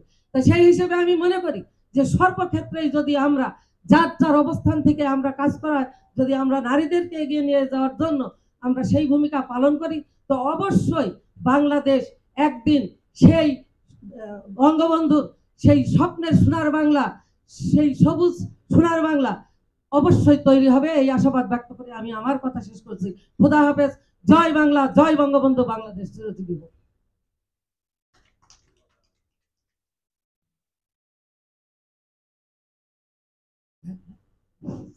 বিসমিল্লাহির রহমানির রহিম। সেলিমা, নারী শান্তি ও নিরাপত্তা বিষয়ক আজকের এই সেমিনারে আমাদের মাঝে উপস্থিত আছেন আমাদের সবার মধ্যমণি, যাকে আমরা সবাই আমাদের সংসদ সদস্যরা, আমাদের মাননীয় স্পিকার মহোদয়, যে ওনাকে আমরা অত্যন্ত শ্রদ্ধা করি এবং উনি আমাদের স্পিকার হিসেবে আমাদের সত্যি সত্যি আমরা সবাই মাননীয় সংসদরা গর্বিত যে এমন একজন স্পিকারকে পেয়ে। তা আমরা নারী, আমি একটা নারী সংগঠন করি, আমি ঢাকা মহানগর দক্ষিণ মহিলা আওয়ামী লীগের সাধারণ সম্পাদক। দীর্ঘদিন ধরে নারীদের নিয়ে কাজ করে যাচ্ছি। রোকে আপার সাথে অনেক সংগঠনে আমি কাজ করেছি, খিলগাঁয়ে থাকি আমি, ওইখানে তৃণমূলের মেয়েদের নিয়ে আমি অনেক দিন ধরে কাজ করছি। তা আমি সেই হিসেবে বলবো যে আমরা এখানে আমাদের অনেক বোনরা বলেছে আমরা যে যে অবস্থায় আছি সেই অবস্থায় থেকে আমরা নারীদের উন্নতির জন্য যেভাবেই হোক আমরা মাননীয় প্রধানমন্ত্রী, আমাদের জননেত্রী, উনি নারী বান্ধব সরকার, উনি আমাদের প্রত্যেককেই এখানে যারা আমরা এসেছি প্রত্যেকেই এক একটা সংগঠনে নারীদের নিয়েই কাজ করে এখানে এসেছি। তা আমরা আগামীতেও এই জননেত্রী শেখ হাসিনা ওনার হাতকে যেভাবেই হোক শক্তিশালী করার জন্য আমরা নারী নেত্রীরা যারা এখানে আছি সেইভাবে আমরা কাজ করে যাব। আর আমাদের জননেত্রী শেখ হাসিনা আবারও আমাদের মাঝে যেন থাকেন এবং প্রধানমন্ত্রী হয়ে আবারও আসেন, যে উনি যদি থাকেন আমরা নারীরা প্রাণ ভরে কাজ করতে পারবো। এইটাই আমাদের সবচেয়ে গর্বের কথা এবং সবচেয়ে আনন্দের ব্যাপার হয় যে আমাদের জননেত্রী আবার যেন থাকেন এবং উনি থাকলেই আমরা নারীরা সুন্দরভাবে কাজ করতে পারবো। এখানে আমাদের মাননীয় স্পিকার মহোদয় আছেন, ওনাকে দিয়েই আমরা প্রমাণ করতে পারি যে আমাদের নেত্রী জননেত্রী শেখ হাসিনা নারীদের কতটুকু উনি ভালোবাসেন। তো প্রত্যেকটা সেক্টরেই এখন নারীরা উচ্চ উচ্চ জায়গায় আছেন। আমরা তৃণমূল থেকেও আমরা সেইভাবে নারীদের নিয়ে এগিয়ে আসব। আর আমাদের দেখে অনেক নারীরা আগায় আসার জন্য চেষ্টা করছেন এবং আমরা সেইভাবেই নারীদের নিয়ে কাজ করে যাব, এই আশা ব্যক্ত করে আমি আমার সংক্ষিপ্ত বক্তব্য শেষ করছি। খুদা হাফেজ। জয় বাংলা, জয় বঙ্গবন্ধু। আমি এখন সেলিমা আহমেদ এমপি, তাকে বলার জন্য। মাননীয় প্রধান অতিথি ডক্টর শিরিন শারমিন চৌধুরী এমপি, মাননীয় স্পিকার বাংলাদেশ সংসদ, এক্সেলেন্সিস, নারী প্রগতি সংঘের রোকে আপা, শিবা আপা, thank you for your presentation. আমার কাছে সবসময় মনে হয় যে women's participation in peace process is about more than gender equality, because if women doesn't participate, peace process will be hampered. So how we can revolution, we should need to bring a revolution in this peace building. এবং আমার কাছে সবসময় আমি এই জিনিসটা দেখেছি যে আমরা যত বেশি নারীদেরকে সম্পৃক্ত করতে পারবো তখনই কিন্তু একটা সলিউশন আসে কনফ্লিক্ট জায়গায়, যেখানে কনফ্লিক্ট সিচুয়েশন থাকে, যেখানে কনফ্লিক্ট এরিয়াস থাকে, এবং সিকিউরিটিজ আর কীভাবে আমরা সেই ন্যাশনাল অ্যাকশন প্ল্যানে নিয়ে আসতে পারবো, সেখানে কিন্তু এই সলিউশনসগুলি নারীরাই কিন্তু সবচেয়ে সুন্দরভাবে নিয়ে আসতে পারে। আমরা এটাও জানি যে বাংলাদেশ সরকার, আওয়ামী লীগের সরকার, মাননীয় প্রধানমন্ত্রী জননেত্রী শেখ হাসিনা সর্বক্ষেত্রে সর্ব জায়গায় নারীদের উন্নয়নের ব্যাপারে কিন্তু এত সুন্দর নীতিমালা আছে যেটা অনেক দেশে কিন্তু উন্নত দেশেও নাই। কিন্তু সবচেয়ে যেটা অসুবিধা হয় যে আমরা কোভিডের সময় আমরা দেখেছি এটা একটা বৈশ্বিক অবস্থা ছিল, সেখানে মাননীয় প্রধানমন্ত্রী কিন্তু আমি সেলিমা আহমেদ, আমি কুমিল্লা ২ আসনের সাংসদ এবং Bangladesh women chamber of commerce and industry founder এবং প্রেসিডেন্ট। তো ওই সময় আমরা দেখেছি যে স্টিমুলাস প্যাকেজ দিয়ে দেওয়া হয়েছিল প্রাইভেট সেক্টরকে ওই সময়, যাতে তারা কাজ করতে পারে স্বল্প একেবারে সুদে। কিন্তু আমরা দেখেছি নারী উদ্যোক্তারা কিন্তু সেই স্টিমুলাস প্যাকেজটা কিন্তু পায় নাই, বড় বড় উদ্যোক্তারা কিন্তু সেটা নিয়ে গেছে। তো এই জায়গাটাই কিন্তু সরকার কিন্তু পলিসির জায়গায়, সরকারের জায়গাটায় কিন্তু সরকার কিন্তু তার দায়িত্ব পালন করে, কিন্তু আমরা যখন ইমপ্লিমেন্টেশনের জায়গায় যাই সেই জায়গাটাই কিন্তু যারা কর্মকর্তাগুলি থাকে বা কর্মচারীরা থাকে, বিশেষ করে if it is outside Dhaka, if I talk about the district or small upazilas, these are not implemented whatever the government has given the decision. Like the stimulus package, if you see that all the garments exporter, big industrialists, they got the stimulus package, but whereas a small entrepreneur, woman entrepreneur, they didn't get it. So এই conflict সিচুয়েশনে কিন্তু যেই ফ্যাসিলিটিসগুলি দেওয়া হয় সেই ফ্যাসিলিটিসগুলি কিন্তু অনেক সময় উমেনরা পায় না। আমার কাছে যেটা অ্যাকশন প্ল্যানে আমার কাছে যেটা মনে হয় যে খুব বেশি ইম্পর্টেন্ট, যে অ্যাওয়ারনেস করা। আজকে আমরা যে আলোচনাগুলি করছি, এটা যদি আমরা একটা ছোট গ্রামে, ছোট ওয়ার্ডে, উপজেলায় এভাবে যদি আমরা চলে আসতে পারি তাহলে কিন্তু এটা ভালো হবে। আর আমাদের সাংসদদের, আমাদের ওই গ্রামের আর একটা ছোট গ্রামের মহিলাদেরকেও নেতৃত্বের জায়গায় এবং এই ন্যাশনাল অ্যাকশন প্ল্যান এর ব্যাপারে এবং আমাদের women piece and security agenda যেটা আছে সেটার ব্যাপারে capacity building is very important, because we need champions, we need leaders. এবং ultimately at the end of the day, if you really want to stop violence and if you want to address peace, economic empowerment is very important. So how we can address and how we can bring more women into the economic participation. Government has fantastic policies. The Bangladesh government has given a separate policy for the women entrepreneurs. It is in the whole world, this policy is not there.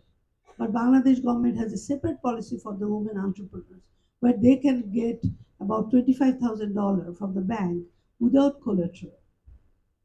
So, and also in the national budget there are allocations. So gender budgeting is there, but that need to be done. So thank you very much. আমি এখন এরোমা দিকে একটু বলার জন্য, এরোমা Dutta.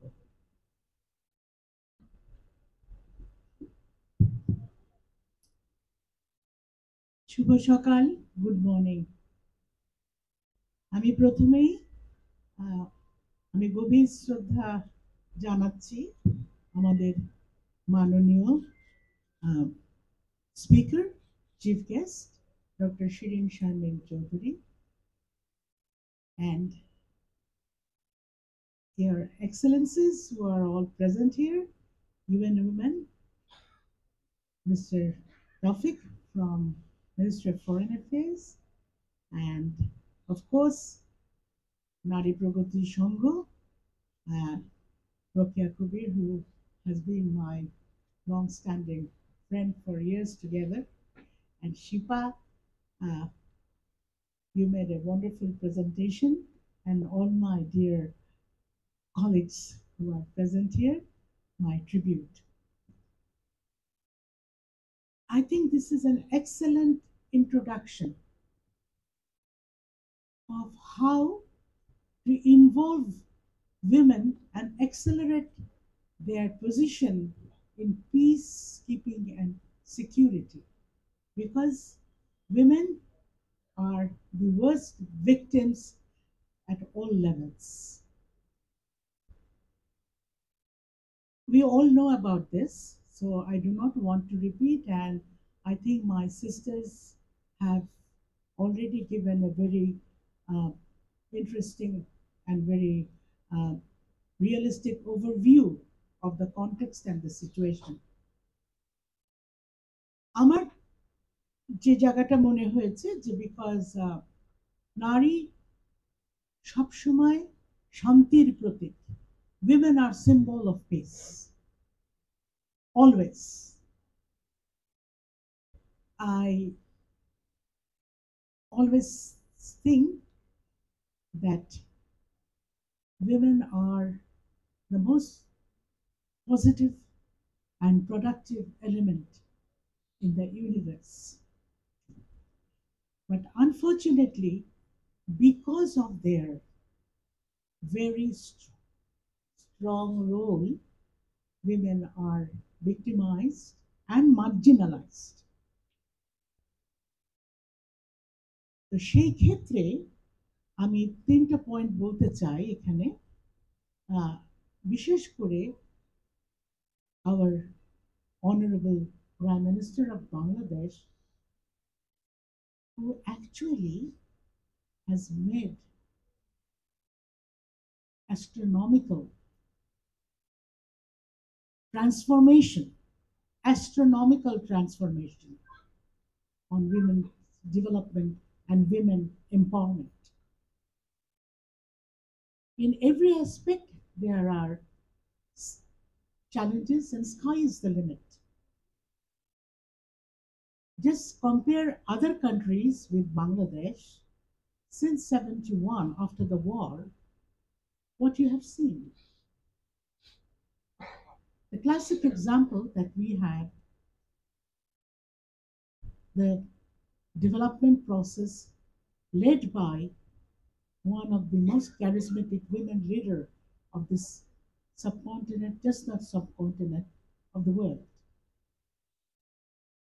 And look at our parliament, how proud we are. Our super, I just do not want to just mention in presence of her, but I take tremendous, immense pride of our honorable speaker, who is representing the entire parliament to the whole world,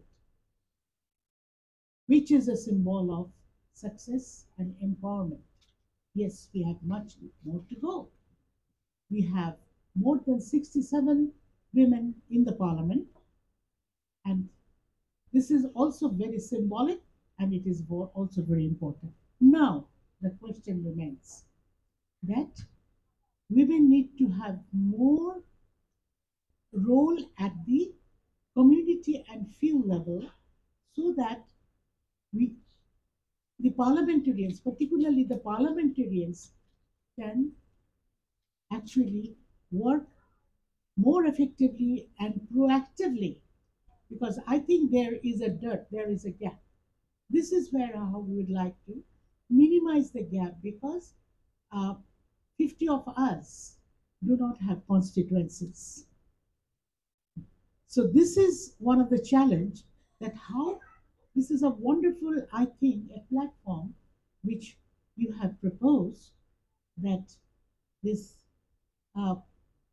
monitoring platform is one part, but the platform for National Action Plan for Women. This National Action Plan on women can actually just not confine within the action plan. How you actually touch the ground, how you look into the issues, so that we can contribute more in the development making process and peace and security. Of course, peace and security. And the issue on localization, I think, is extremely important. And আমি মনে করি আরো বিশেষ করে যে 12টা department, 12টা মিনিস্ট্রির সাথে এটা linked, but 12টা মিনিস্ট্রির সাথে কোঅর্ডিনেশনটা গ্যাপ আছে, যেটার আমরা বহুদিন ধরে কাজ করে আসছি। এই জায়গাটা বারবারই আমরা পয়েন্ট আউট করছি যে এই বাজেটও আছে, জেন্ডার বাজেট আছে, we have been working on this, কিন্তু আমরা দেখি সে বাজেটের ওই জায়গাগুলোকে আমরা সেই জায়গাটাকে মেলাতে পারি না। এই ক্ষেত্রে আমার মনে হয় এই একটা, এই যে 2025 পর্যন্ত যে এক্সটেনশনটা হলো, আমরা কিভাবে এখানটা কনসলিডেটেড ওয়েতে এটাকে কোঅর্ডিনেট করতে পারি। আর লাস্টলি আমি বলতে চাচ্ছিলাম যে আমরা বিশেষ করে নারীর প্রতি যে সহিংসতাটা নানাভাবে যত মেয়েরা সামনে গিয়েছে তত মেয়েদেরকে আমরা পিছিয়ে টানতে চেষ্টা করি। এটা একটা সাইকিক ব্যাপার আছে, এটার মধ্যে তো আমরা তাত্ত্বিক ব্যাপারে যাব না, কিন্তু এই ক্ষেত্রে আমরা বিশেষ করে নারী ধর্ষণ এইখানটাকে আমাদের মনে হয় একটা বড় এজেন্ডা, যেটা চেষ্টা করছি আমরা, আমাদের সরকার চেষ্টা করছে। আমাদের অসাধারণ আইন আছে, we have super laws for protection, but the challenge remains on the level of implementation, and this is where I think this platform can play a very effective role. এই কথাটাই বলি, and আমি বিশেষ করে BNPS কে ধন্যবাদ জানাচ্ছি, but this proves the presence of our honorable speaker who represents the parliament literally proves the way forward, how to work together to bring peace and security within the country and also at global level. এ কথা বলেই আমার অন্তরের অন্তঃস্থল থেকে আমি সবাইকে জানাই আমার গভীর শ্রদ্ধা, আমার আশা। আমি আবারও বলি, sky is the limit, we can go forward and we have all the capacities to go forward. Thank you again. জয় বাংলা, জয় বঙ্গবন্ধু, বাংলাদেশ চিরজীবী হোক। ধন্যবাদ। সময়ের দিকে খেয়াল রেখে আমাদের একটু সংক্ষিপ্ত করতে হবে। আমাদের একজন এমপি আছেন, পুরুষ ভাই, ওনাকে একটু দিতে চাচ্ছি, মুস্তাক আহমেদ রবি, তারপরে আমরা এইদিকে চলে আসবো।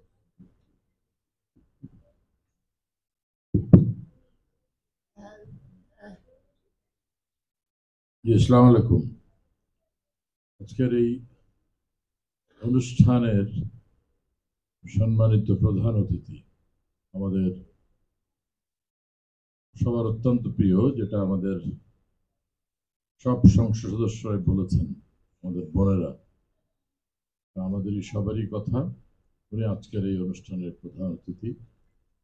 সভাপতিত্ব করছেন মিসেস কবির, অন্য যারা বসে আছেন তা আছে, সবাইকে অনেক অনেক শুভেচ্ছা। আসলে আমি কথাগুলো শুনছিলাম খুব মনোযোগ দিয়ে। আমাদের মহান জাতীয় সংসদের মহিলা সংসদ সদস্যরা কি বলছেন, ওনারা চমৎকার কথা বলেছেন এবং আসলে ওনারা ভালো বলেন, এ ব্যাপারে কোনো সন্দেহ নেই। আমি দু একটি কথা বলতে চাই যে যখন বাংলাদেশ হয়েছিল, স্বাধীনতার পরের পরিস্থিতি আর বর্তমান পরিস্থিতির মধ্যে অনেক পার্থক্য রয়েছে। আমাদের একটা উদ্দেশ্য লক্ষ্য নিয়ে আমাদের জাতির পিতা বঙ্গবন্ধু শেখ মুজিব বাংলাদেশকে স্বাধীন করেছিলেন, একটা অসাম্প্রদায়িক চেতনা নিয়ে। অসাম্প্রদায়িক বাংলাদেশ, সোনার বাংলাদেশে উনি স্বপ্ন দেখছিলেন, সেটাই উনি তৈরি করেছিলেন। কিন্তু উনি যেহেতু ক্ষমতায় বেশি দিন থাকতে পারেন নাই, সপরিবারে ওনার গোটা পরিবারকে নির্মমভাবে হত্যা করা হচ্ছে। আল্লাহর অশেষ সহমত ছিল বলে আমাদের আজকের প্রধানমন্ত্রী এবং ওনার বোন প্রাণে বেঁচে যান। 6 বছর উনি বিদেশে ছিলেন, তারপরে বাংলাদেশ আওয়ামী লীগের সভানেত্রী হিসেবে উনি দেশে আসেন। যাই হোক, অনেক আন্দোলন সংগ্রামের পরে উনি 1996 সালে বাংলাদেশ আওয়ামী লীগকে ক্ষমতায় নিয়ে আসেন। এরপরেও ষড়যন্ত্র হয়েছে, আবারও আন্দোলন সংগ্রাম, জেল জুলুম, অত্যাচার সহ্য করে 2008-এর নির্বাচনে ক্ষমতা সদ্যবতী আওয়ামী লীগ ক্ষমতায় আছে বলেই আমি যেটা ব্যক্তিগতভাবে মনে করি, বাংলাদেশ আজকে অনেক দূর এগিয়ে গিয়েছে।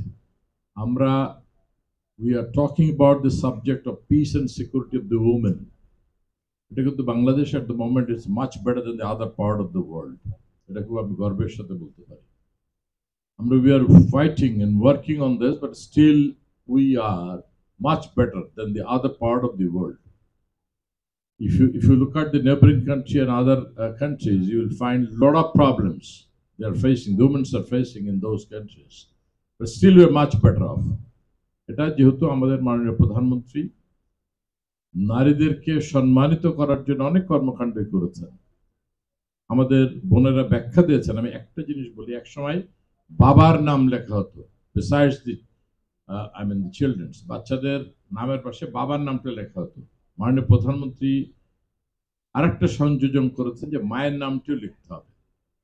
এটা নিশ্চয়ই আমাদের বোনেরা যারা এখানে আছেন, মাননীয় সংসদ সদস্য, এটা অকপটে স্বীকার করবেন যে এটার সাংঘাতিক একটা সম্মানজনক কর্মকাণ্ড করেছেন, এবং এটা আমাদের গ্রামের মেয়েরা খুব সম্মান বোধ করে এবং তারা সম্মানিত হয়।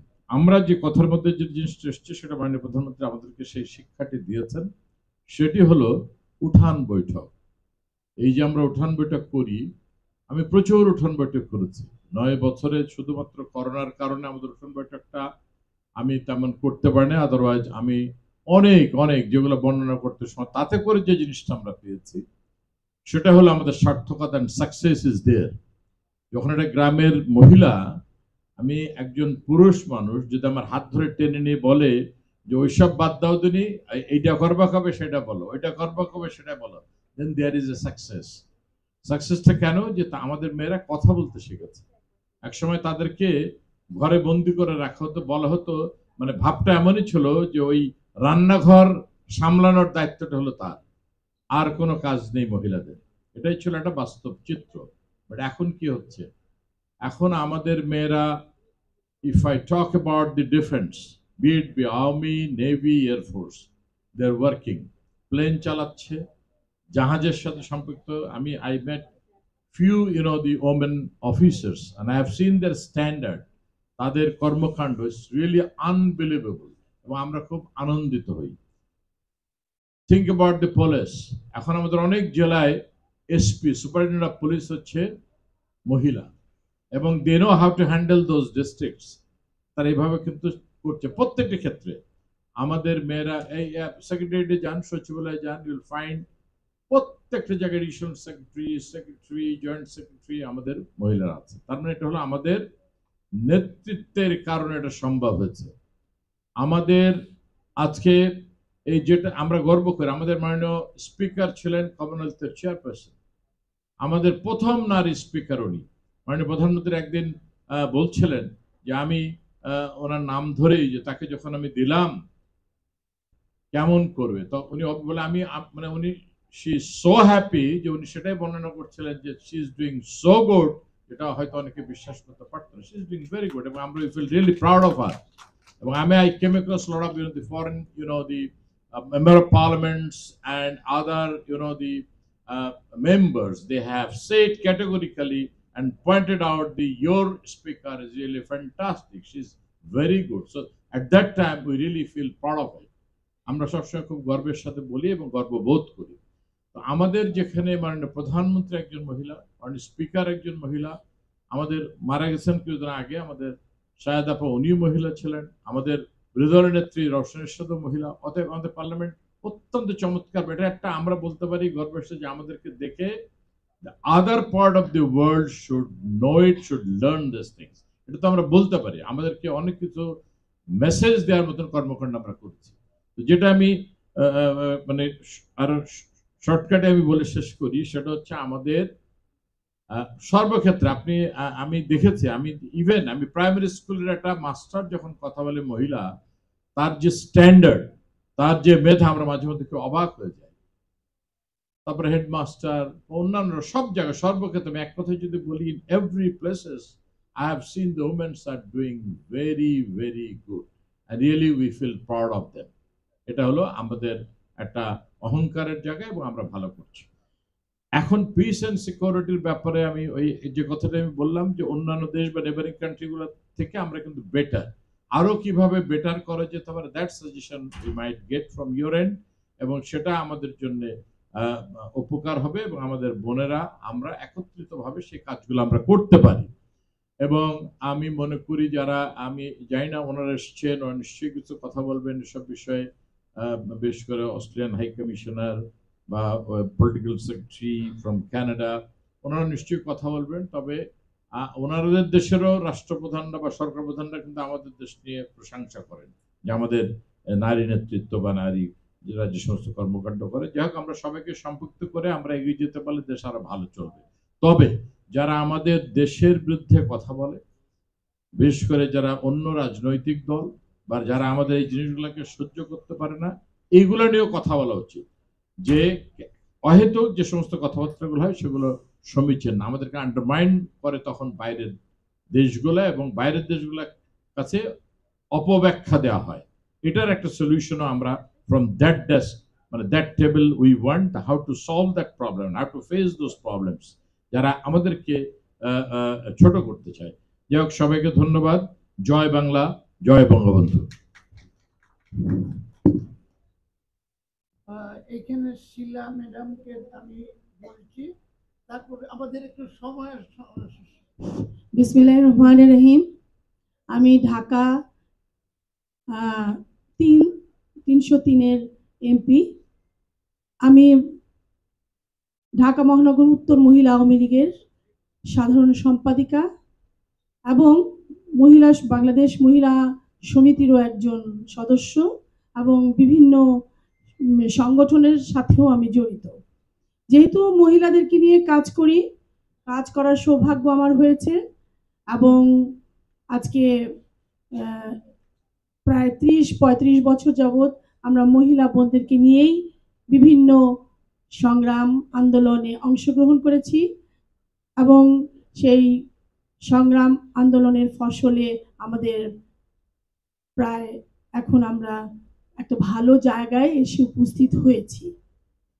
আমাদের প্রধানমন্ত্রী জননেত্রী শেখ হাসিনা 4বারের সফল প্রধানমন্ত্রী, নারীর ক্ষমতায়নে অনেক কাজ করে যাচ্ছেন, এবং কাজের যে গভীরতা, যে প্রসারতা,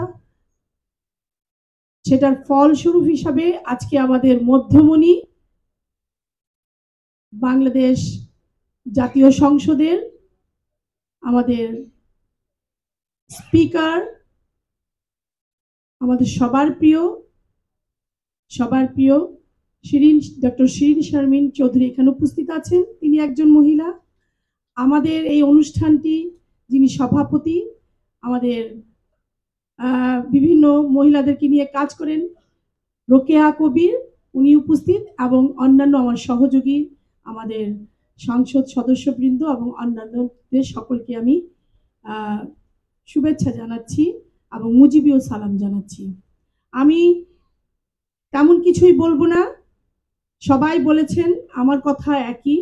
আমি শুধু বলতে চাই, আজকের এই যে সেমিনার বা যে আজকের যে এই অনুষ্ঠান, অত্যন্ত আনন্দিত। আমরা একটা সুন্দর একটা অনুষ্ঠানে এই শুভ সকালে উপস্থিত হয়েছি, কিন্তু আমরা সিকিউরিটি পাচ্ছি, শান্তি পাচ্ছি, কিন্তু আমাদের পিছিয়ে পড়া আমাদের সমাজে যে নারীগুলো আছেন তাদেরকে আমরা শান্তি, সহযোগিতা বা আরো অন্যান্য কিছু কি দিতে পারছি, সেটা আমাদের দেখতে হবে। কারণ আমরা সমাজের বিভিন্ন স্তরের মহিলাদেরকে নিয়ে কাজ করি। আমাদের মহিলারা আজকে বিশ্বের অন্যান্য দেশের চেয়ে অনেক সুন্দরভাবে নারী মুক্তি আন্দোলনের ফসল হিসাবে তারা এগিয়ে আছেন। তারা গার্মেন্টস কর্মী, তারা বিভিন্ন সেক্টরে কাজ করছেন। নারী স্বাধীনতার তারা স্বাধীনতা পেয়েছেন, আমরাও স্বাধীনতা পেয়েছি, আমরা কাজ করছি। কিন্তু আমাদের যে ক্ষেত্রটি, আমরাও যে সংসদ সদস্য, অনেক জায়গায় কাজ করতে গেলে আমরাও কিন্তু বাধাগ্রস্ত হই। সেইটার ব্যাপারে আমাদের আগেই আমাদের এইটার ধারণাটা দিতে হবে, কিভাবে আমরা কাজ করব, কিভাবে মহিলা সাংসদরা সমাজের পুরুষ সাংসদদের সাথে হাতে হাত মিলিয়ে কাজ করবে।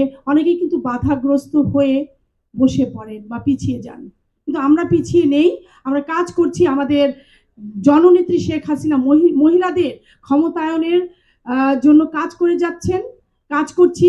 শুধুমাত্র বলবো, আজকে এখানে বসে আমরা কথা বলছি মুষ্টিমেয় কয়েকজনের মাধ্যমে, কিন্তু আমি প্রশ্ন রাখতে চাই, সমাজে বিভিন্ন যে বস্তি এলাকাগুলো আছে বা বিভিন্ন ওয়ার্ডগুলো আছে, সেখানে কি আপনারা, আমরা তো কাজ করছি, আমাদের সাথে সাথে আপনারাও কি সেখানে এরকম ধরনের সভা বা তাদের সাথে বসে কোনো আয়োজন করবেন কিনা, কারণ আমরা শুধু শুনছি, তাদেরও তো শোনার দরকার আছে।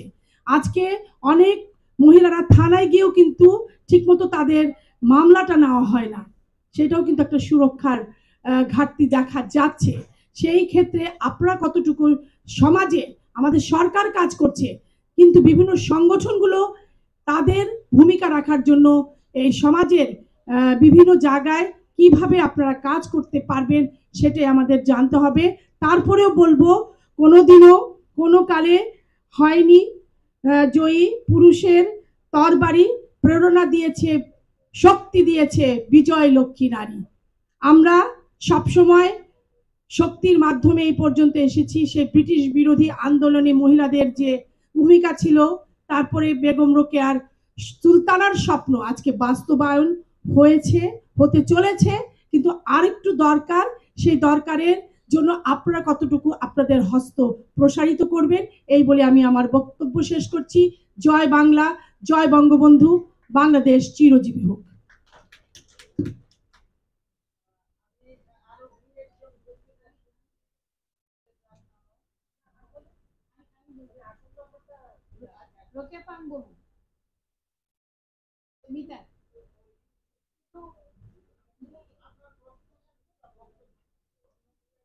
বিসমিল্লাহির রহমানির রহিম। আজকের এই সবার প্রধান অতিথি হিসেবে উপস্থিত আছেন আমাদের শ্রদ্ধাভাজন এবং অনেক প্রিয় আপা, আমাদের পার্লামেন্টের মাননীয় স্পিকার ডক্টর শিন শামীম চৌধুরী। সেই সাথে উপস্থিত আছেন আমাদের এই সভার সভাপতি রোকেয়া কবির আপা এবং আমাদের সংসদ সদস্যবৃন্দ এবং আরো নেতৃবৃন্দ, সবাইকে আমার মুজিবুর আসসালামু আলাইকুম। আমি আদিবাঞ্জুম মিতা, সংগৃহীত মহিলা আসন 337, রাজশাহী। আমি বাংলাদেশ যুব মহিলা লীগের সহসভাপতি। আসলে যে সাবজেক্টটা নিয়ে কথা বলা হচ্ছে, নারী নিরাপত্তা, আসলে আমরা বাংলাদেশের নারী সংগঠনের একটা মূলধারা এবং আমাদের আন্দোলন ছিল অনেক বেগমান এবং চরম। বিএনপির আমলে আমরা যেভাবে আন্দোলন করেছি, আমরা আসলে আমাদের মানে নিরাপত্তা বলতে আমরা নিজেরাই নিজেদের নিরাপত্তা দিয়ে চলেছি। সেখানে বলতে গেলে সবচেয়ে বড় একটা কথা বলা যায়, মানে ইলেকশন আসলে নারীদের উপর যে নির্যাতনটা হয়, পুরুষের পাশাপাশি নারীরা কাজ করতে গেলেই দেখা যাচ্ছে তাদের উপর ধর্ষণ হচ্ছে। এই যে একটা ঘটনা, এইটার উপর আসলে আমাদের জোর দিতে হবে যে নারীরাই কেন সবসময় তাদের মানে অস্ত্রের আঘাতে লণ্ঠিত হয়, কেন তাদেরকে কেন ধর্ষণ করা হয়? আর কি কোনো কিছু নাই? আর কি কোনো কাজ নাই? নারীরা কেন ইলেকশনে কাজ করছে, কেন যাচ্ছে? এইটি একটা মানে আমাদের মধ্যে, মানুষের মধ্যে যে এই চিন্তাধারা, এই চিন্তাধারাটা আসলে আমাদের চেঞ্জ আসা দরকার। মানে কোনো মেয়েকে ঘায়েল করতে হলে তাকে ধর্ষণ করতে হবে, এই ধরনের একটা আসলে খুব চেঞ্জ করা দরকার। এটুকু আমি বলতে চাই। আর বলতে চাই যে আমাদের মেয়েদের মানে আমরা কিন্তু আসলে জননেত্রী শেখ হাসিনা থাকার ফলে আমাদের আসলে আমরা কিন্তু অনেক সাহসী এবং নারীরা যে পারে, নারীরাই কিন্তু ভালোভাবে দেয়। এবং এই পর্যন্ত বাংলাদেশ যে পরিচালিত সবচেয়ে ভালো কিন্তু দেশ চালাচ্ছেন জননেত্রী শেখ হাসিনা, এবং আমাদের দেশের যে উন্নয়ন, এটার কিন্তু সবচেয়ে প্রতিফলন দেখা গেছে জননেত্রী শেখ হাসিনার হাত ছিল বলে, এবং এই ধরনের মানে উন্নয়ন করেছেন বলে আজকে আমরা চিন্তা করি না যে আমরা পিছিয়ে আছি। আমরা যতই বলেন আমরা সংগঠিত মহিলা আসন, কিন্তু আমরা পুরুষদের পাশাপাশি কিন্তু সমান তালে চলি এবং আমরা কোনোভাবে পিছিয়ে নাই। আমি মনে করি শুধু দুই একটা জায়গায় আপনারা একটু দেখবেন, এবং শিলাপাও যেগুলো বলেছে, আর যেহেতু শর্ট সময় আপা রোকে আপা বলছে আমাকে শর্ট করতে, আমি আর কিছু বলতে। ভালো থাকবেন। জয় বাংলা, জয় বাংলাদেশ চিরজীবী হোক। আমি সবার কাছে ক্ষমা চেয়ে নিচ্ছি, কারণ মাননীয় প্রধান অতিথি তার অন্য কাজও আছে, অন্যান্য আমাদের অতিথিরা আছে, তারাও বলবেন। তার সেই কারণে আমি আর কাউকে ফ্লোর দিতে পারছি না। আমি সবার কাছে ক্ষমা চেয়ে নিচ্ছি। কয়েকটি কথা এসছে। একটা হলো যে প্রশ্নগুলো এসছে, সেই প্রশ্নগুলো একটা হচ্ছে যে তৃণমূল পর্যায়ে বা জেলা পর্যায়ে এরকম আলোচনা করব কিনা। আপনারা এমপি, পার্লামেন্টে আছেন, আপনারা বাজেট যদি আমাদেরকে দেন অবশ্যই আমরা করব। হ্যাঁ, আমরা ছোট সংগঠন, আমরা যতটুকু পারি ইউএন উইমেনের সহযোগিতা আমরা এই কাজগুলো করছি, সেটা করছি। আপনারা যদি বাজেটের ব্যবস্থা করেন এই পার্লামেন্ট থেকে, আমরা অবশ্যই জেলায় জেলায়। আর আপনারা, আমরা কিন্তু পথ কাটার ব্যবস্থা করছি। আপনারা পার্লামেন্টে আছেন সর্বোচ্চ পর্যায়ে, সেইখান থেকে আপনারা কিন্তু এই ব্যবস্থাগুলো ওই তৃণমূল পর্যায়ে নিয়ে যাবেন, আমরা সেইখানে সহযোগিতা করব। হ্যাঁ, সেই অবস্থাটা। এই হলো। আর আর কি প্রশ্ন ছিল? নারীর সম্পৃক্ততা, এটা তো এসছে, ইমপ্লিমেন্টেশন, মনিটরিং, এইগুলা এসছে, ক্যাপাসিটি বিল্ডিং, এই কোশ্চেনগুলো এসছে, হ্যাঁ, ইকোনমিক এম্পাওয়ারমেন্ট, এই কোশ্চেনগুলো আসছে। এবং এই আমাদের বর্তমান সরকার যে কাজগুলো করছেন, এই কাজগুলো আর একটু বেগবান করা, এবং এইখানে যে কথাটা এসছে যে আমাদের যে ব্যুরোক্রেসি, সেই ব্যুরোক্রেসিকে আর একটু অ্যাক্টিভেট করা, এবং সেইগুলো কিন্তু পার্লামেন্টের দায়িত্ব হচ্ছে এই বিষয়গুলোকে একটু দেখা। আমরা এটা দেখতে পারবো না, আপনারা দেখতে পারবেন, মনিটর করতে পারবেন। সুতরাং এইখানে আপনারা একটু উচ্চকিত ভূমিকা পালন করবেন, তাহলে আমরা কিন্তু সেই কাজগুলো আরো সুন্দরভাবে করতে পারবো। আমি এখন আমাদের গেস্ট যারা আছেন, স্পিকার, তাদের কাছে যাচ্ছি। Now I would like to request mister Bradley কোর্ট, counselor, political counselor, High Commission of Canada to Bangladesh. His Excellency, the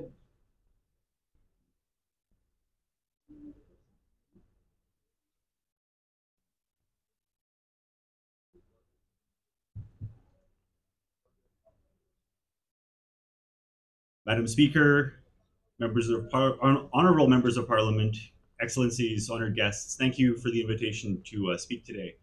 I'm here today in place of my High Commissioner, Dr. Lily Nichols, and it's always a pleasure, it's always encouraging to hear about the hard work being done here in Bangladesh on women, peace, and security.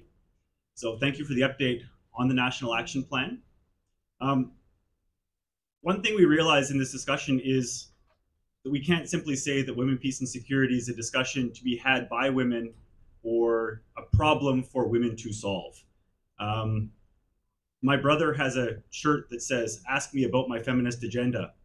And so today, I'll speak briefly about Canada's feminist agenda and the role of women, peace, and security in fulfilling that agenda. Canada has demonstrated sustained commitment spanning multiple governments and leaders towards achieving gender equality and advancing women, peace, and security, both in Canada and around the world. It's no secret that Canada pursues what we call a feminist international assistance policy, which is predicated on the belief that by targeting development assistance at women and girls, we are able to achieve better results for families, for communities, and for countries as a whole. This policy has influenced our development assistance programming for the past decade, and women, peace, and security is one of 6 highlighted action items as part of that policy. In the political realm, the women, peace, and security agenda occupies an important role for Canada. That's why we were pleased this last summer to welcome our ambassador for women, peace, and security, Ms. Jackie O'Neill, here to Bangladesh as our first real, quote unquote, or non-virtual visitor since the pandemic.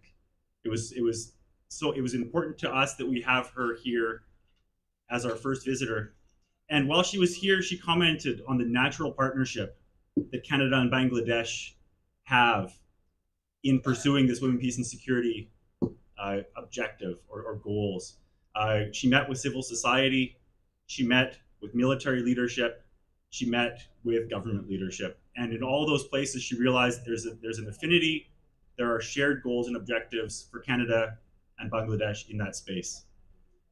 What do we mean, though, when we talk about women, peace, and security? It's not just about equality for women or absence of conflict that affects women. Instead, for Canada, women, peace, and security means that women play an equal role in decision-making that affects their lives at all levels of society. We need more women in all aspects of decision-making, as well as in questions of security and as part of a country's security forces. It's through that involvement that we can make positive change.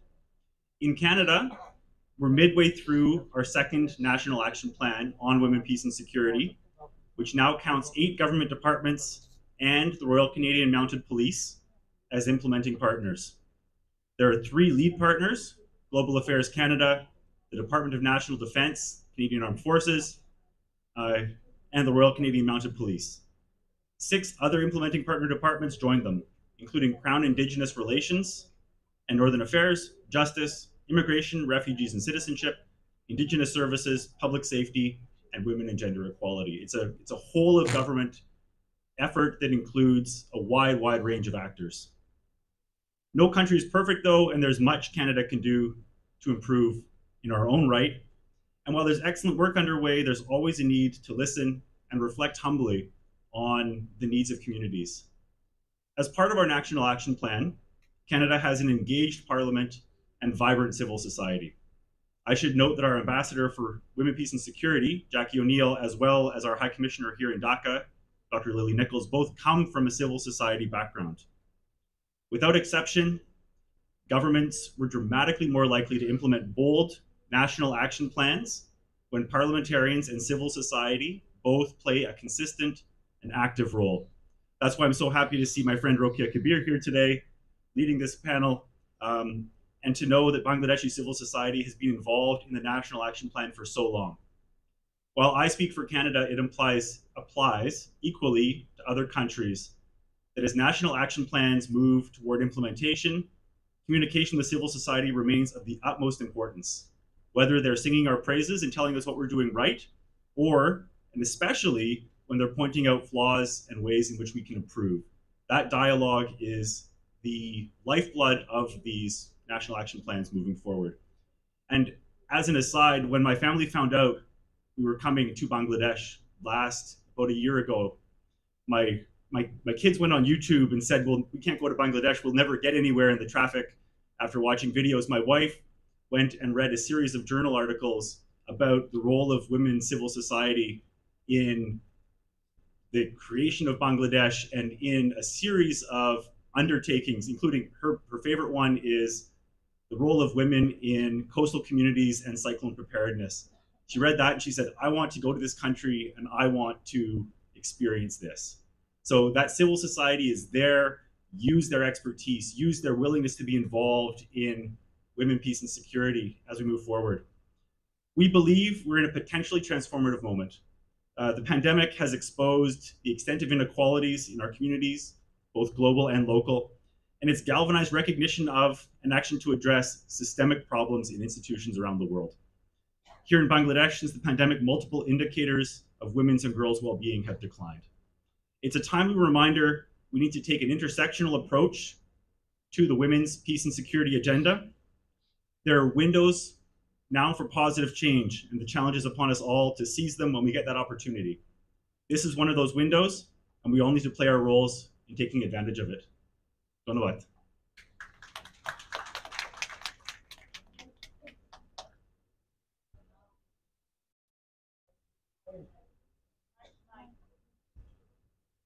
Now I would like to request our guest of honor, Ms. Gitanjali Singh, Country Representative, UN Women in Bangladesh.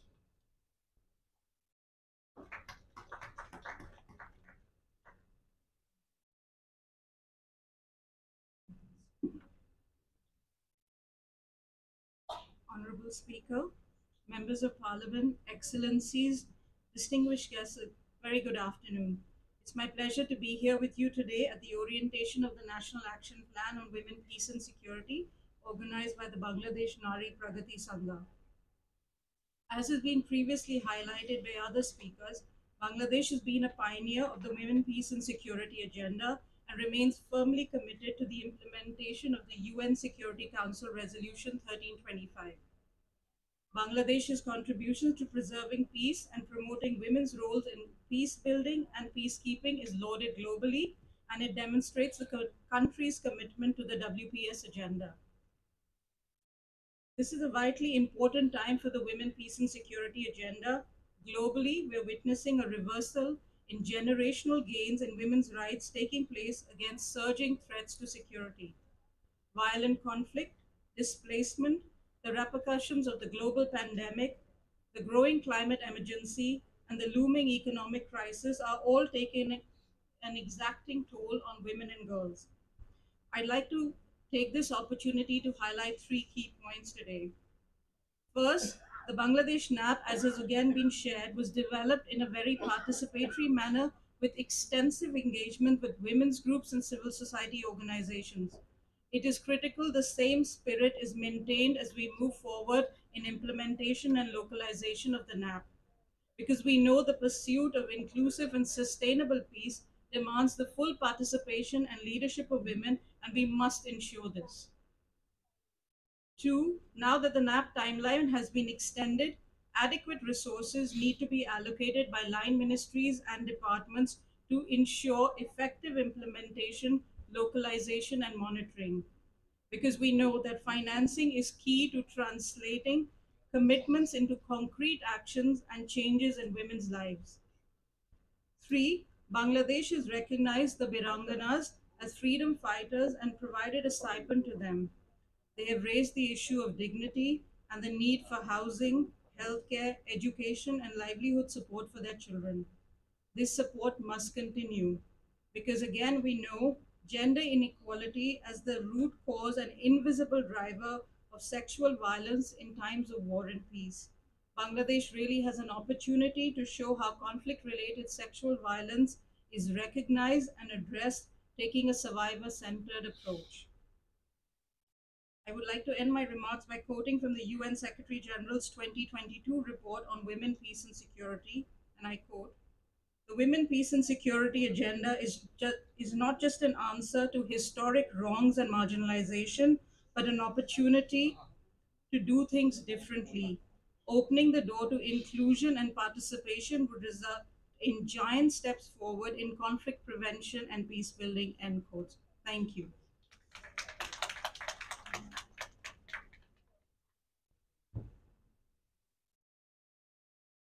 Now I'd like to request guest of honor, His Excellency Mr. Jeremy Brewer, High Commissioner, Australian High Commission, Bangladesh.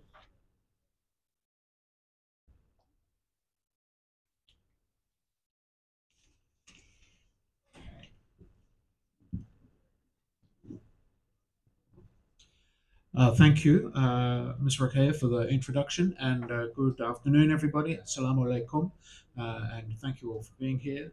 It's a great honor to be here with you, Madam Speaker, and with you, my colleague, the Director General of the UN Wing, Tawfiq Islam Shatil.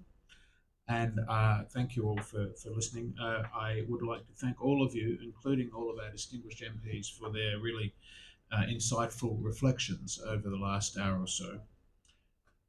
Bangladesh government is world renowned for the contribution it makes to global peace and security. And of course, within that, it makes special contributions to women, peace and security. I applaud the government on the adoption of its first national action plan on women, peace and security. And I commend it on the consultative approach that it's taken to develop that plan. I'd also like to acknowledge the role that Bangladesh played in 2000 at the time of the adoption of Security Council Resolution 1325. As we've heard, there is currently throughout the world a great deal of instability and conflict, which is afflicting many countries in the world. And of course, women are particularly vulnerable in those sorts of situations. And it's a sad reminder that the women, peace and security agenda remains absolutely essential. Action plans are critical to timely, focused and sustained action. And we cannot deliver on our shared commitments without direction, strategy and accountability. Australia is a strong advocate for and a champion of women, peace and security national action plans. We launched our own national action plan, our second action plan, in 2021, last year. And our plan aims to achieve outcomes by 2031. Those outcomes, in a very broad summary, are to support women's meaningful participation in and needs in peace processes, to reduce sexual and gender-based violence, to support resilience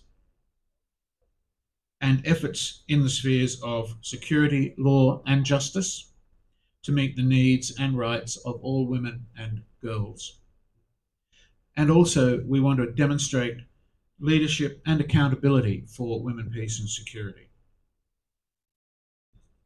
Women and girls are directly affected, as we've heard, and they are particularly vulnerable in times of crisis.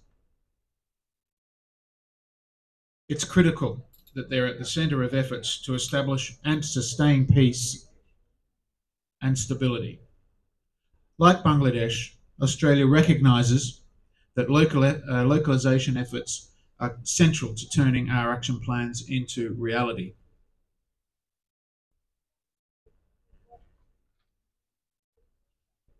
Localisation of the women, peace and security agenda involves ensuring women's access to and leadership in local governance and their participation in identifying women's different needs and priorities. To support this process, the engagement of civil society organisations like local community groups and women's rights organisations is essential.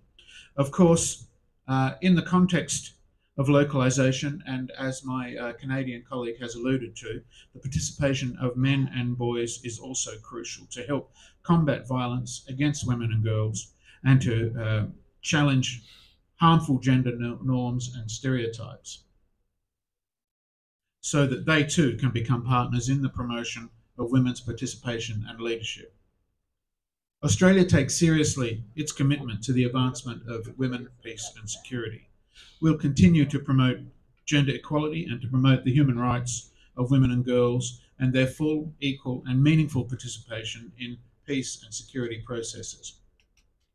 We'll continue to help other countries to give effect to their commitments too, including at the local level, so that women can help prevent conflict, respond to crises and accelerate peace in their communities. One way we'll do that is through support to the Women's Peace and Humanitarian Fund.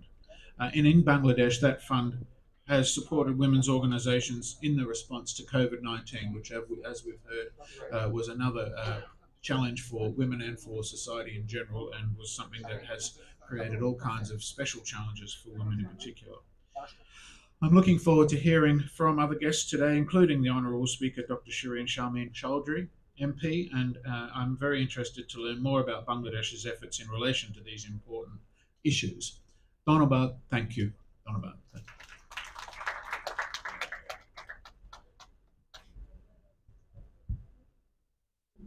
Now I would like to request our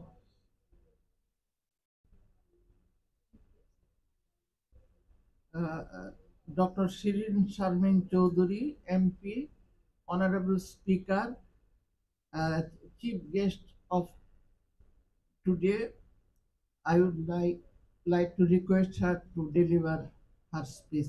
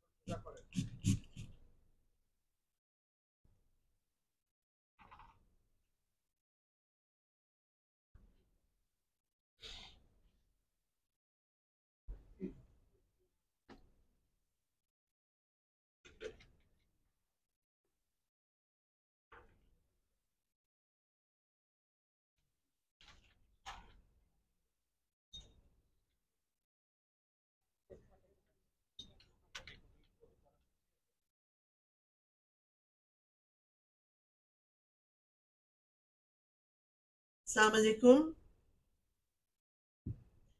Good afternoon. Shubha Modhanno.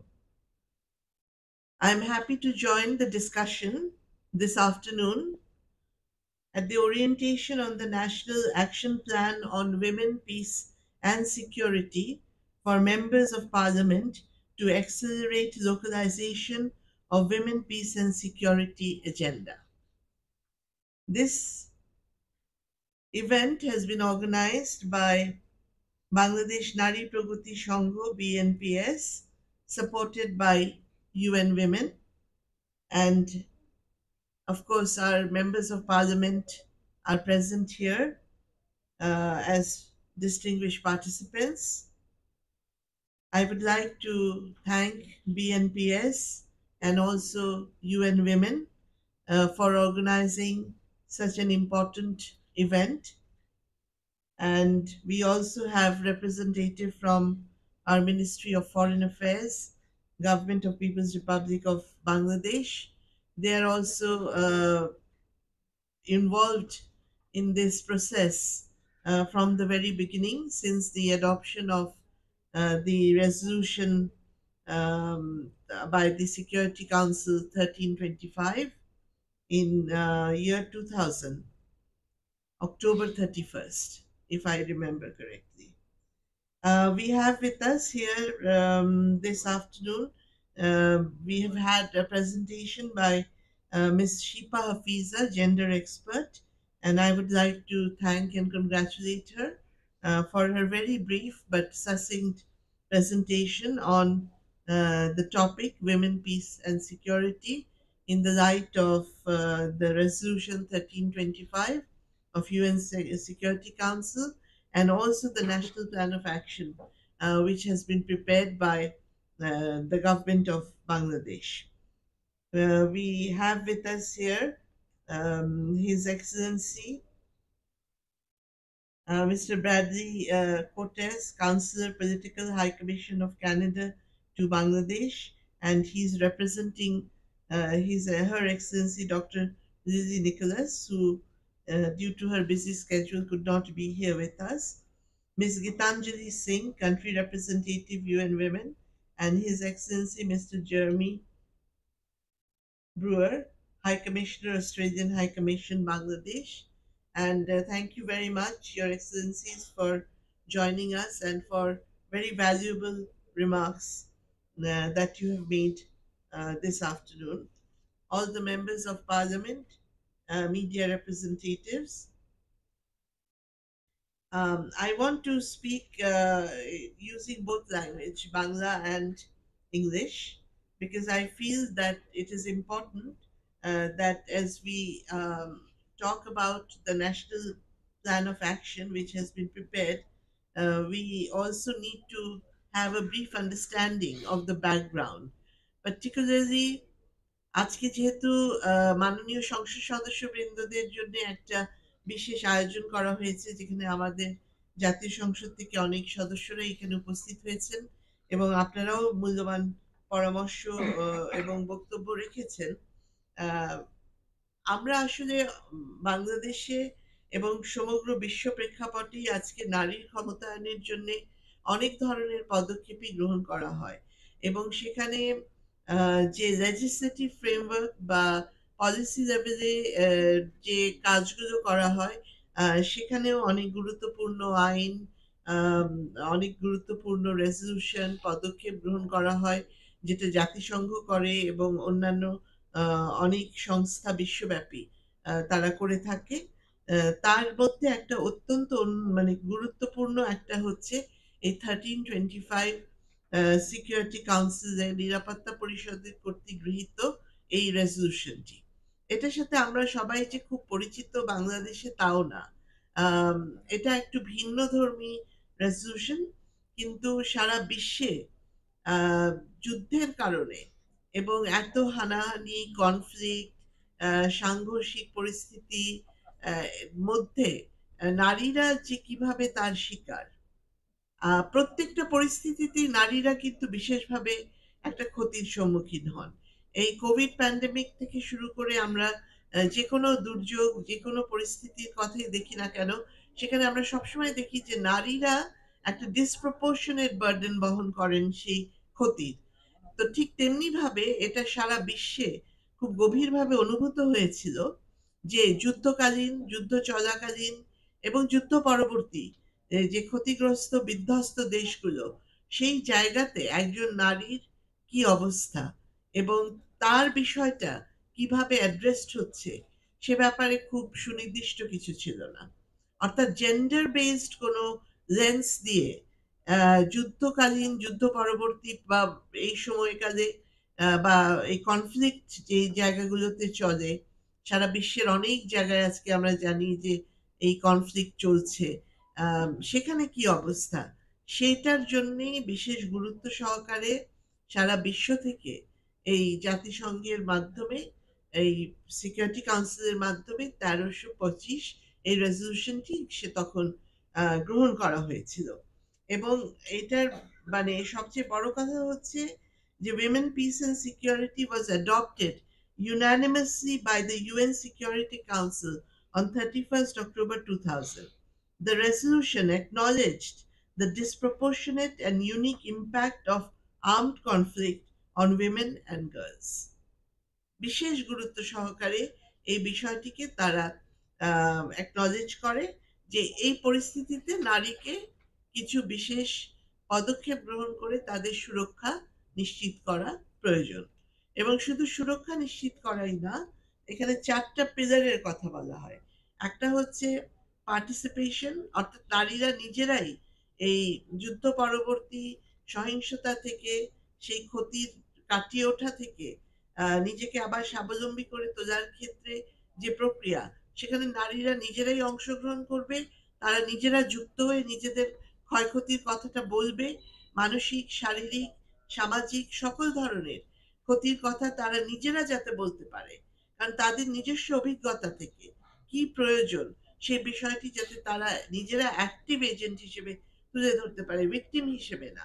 একজন নারীকে victim হিসেবে দাঁড় করিয়ে অনেকেই অনেক কথা বলতে পারেন, কিন্তু সে নিজে একজন অ্যাক্টিভ এজেন্ট হিসেবে বলতে যেতে পারে, সেই পার্টিসিপেশনের সুযোগ তাকে দিতে হবে।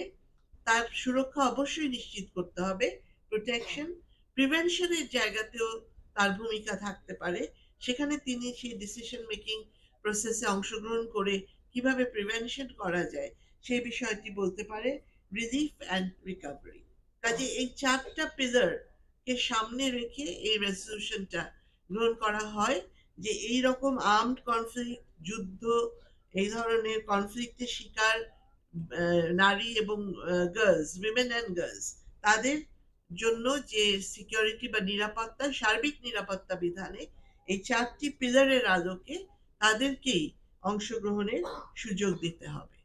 এবং সেই কারণে এই রেজলিউশনটা এত গুরুত্বপূর্ণ, কারণ this was the first landmark security council resolution on women peace and security. এর আগে নারীর সার্বিক নিরাপত্তা নিশ্চিতকরণে, বিশেষ করে যুদ্ধ অবস্থাকালীন সময়ে আর্ম কনফ্লিক্টের মধ্যে এই ধরনের কোনো পদক্ষেপ বা রেজলিউশন এইভাবে সর্বসম্মতিক্রমে এর আগে আর কখনো গৃহীত হয়নি।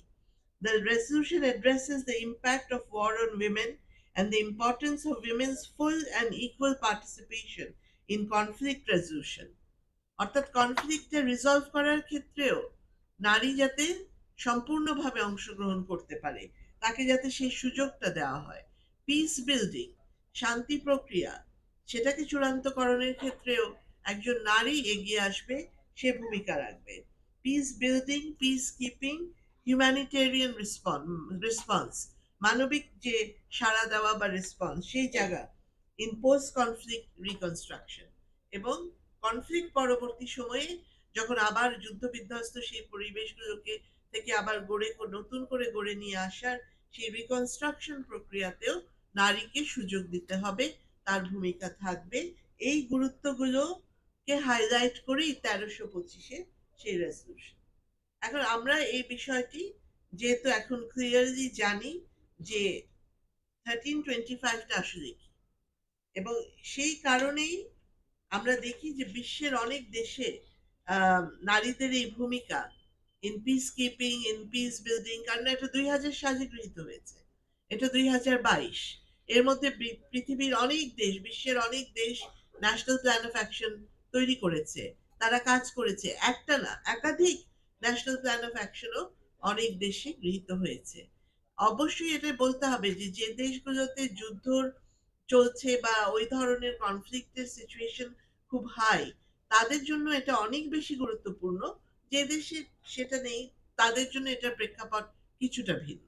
এবং সেই জন্যই আমাদের বাংলাদেশেও আমরা যেহেতু এই রেজলিউশন গ্রহণের সময় সিকিউরিটি কাউন্সিলে বাংলাদেশের ভূমিকা একটা পায়োনিয়ারিং রোল ছিল, আমরা এবং বাংলাদেশ সবসময় আন্তর্জাতিক ক্ষেত্রে মানবাধিকারের বিষয়টাকে সমুন্নত রাখার ক্ষেত্রে যে জায়গাগুলোতে গুরুত্বপূর্ণ অবস্থান নিতে হয় সেখানে বাংলাদেশ কিন্তু অনেক রেজলিউশনেই দেখা যায় যে আমরা অনেক আগেই সেখানে সমর্থন দিয়ে থাকি এবং তেমনিভাবে এটাতেও আমরা খুব গুরুত্ব সহকারে আহ, সমর্থন দিয়েছি এবং তারই ধারাবাহিকতায় আমাদের পররাষ্ট্র মন্ত্রণালয় থেকে উদ্যোগ নিয়ে নারী প্রগতি সংঘ এবং অন্যান্য সিভিল সোসাইটিদের সাথে কথাবার্তা বলে বিভিন্ন অর্গানাইজেশনের সাথে মত বিনিময়ের মাধ্যমে কনসালটেটিভ একটা প্রক্রিয়ার মাধ্যমে একটা ন্যাশনাল প্ল্যান অফ অ্যাকশন গ্রহণ করা হয়েছে।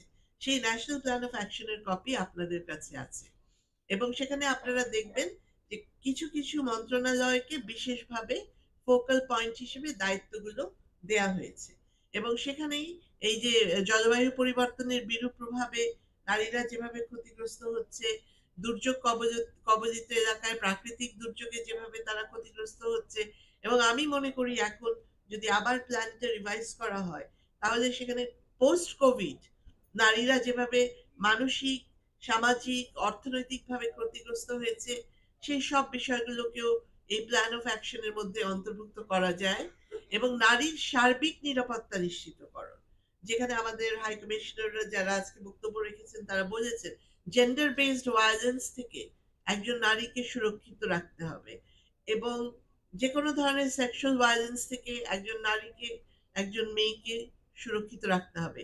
কাজে নারীর সার্বিক নিরাপত্তা বিধান শান্তিপূর্ণকালীন সময়েও যাতে সে কোনো ধরনের সহিংসতার শিকার না হয় সেই বিষয়টিকেও আমাদের মাথায় রেখে আমাদের এই প্ল্যান অফ অ্যাকশনটা বাস্তবায়নের দিকে আমাদের এগিয়ে যেতে হবে এবং আমরা দেখেছি যে পৃথিবীর অনেক দেশে এটা খুব সাকসেসফুলি কাজ করছে। এই 1325 রেজলিউশনের ভিত্তিতে যে ন্যাশনাল প্ল্যান অফ অ্যাকশন, সেখানে দেখা গেছে যে কেনিয়ার একটা উদাহরণ যদি আমি দেই, যে local conflicts across the country are being increasingly mediated by women.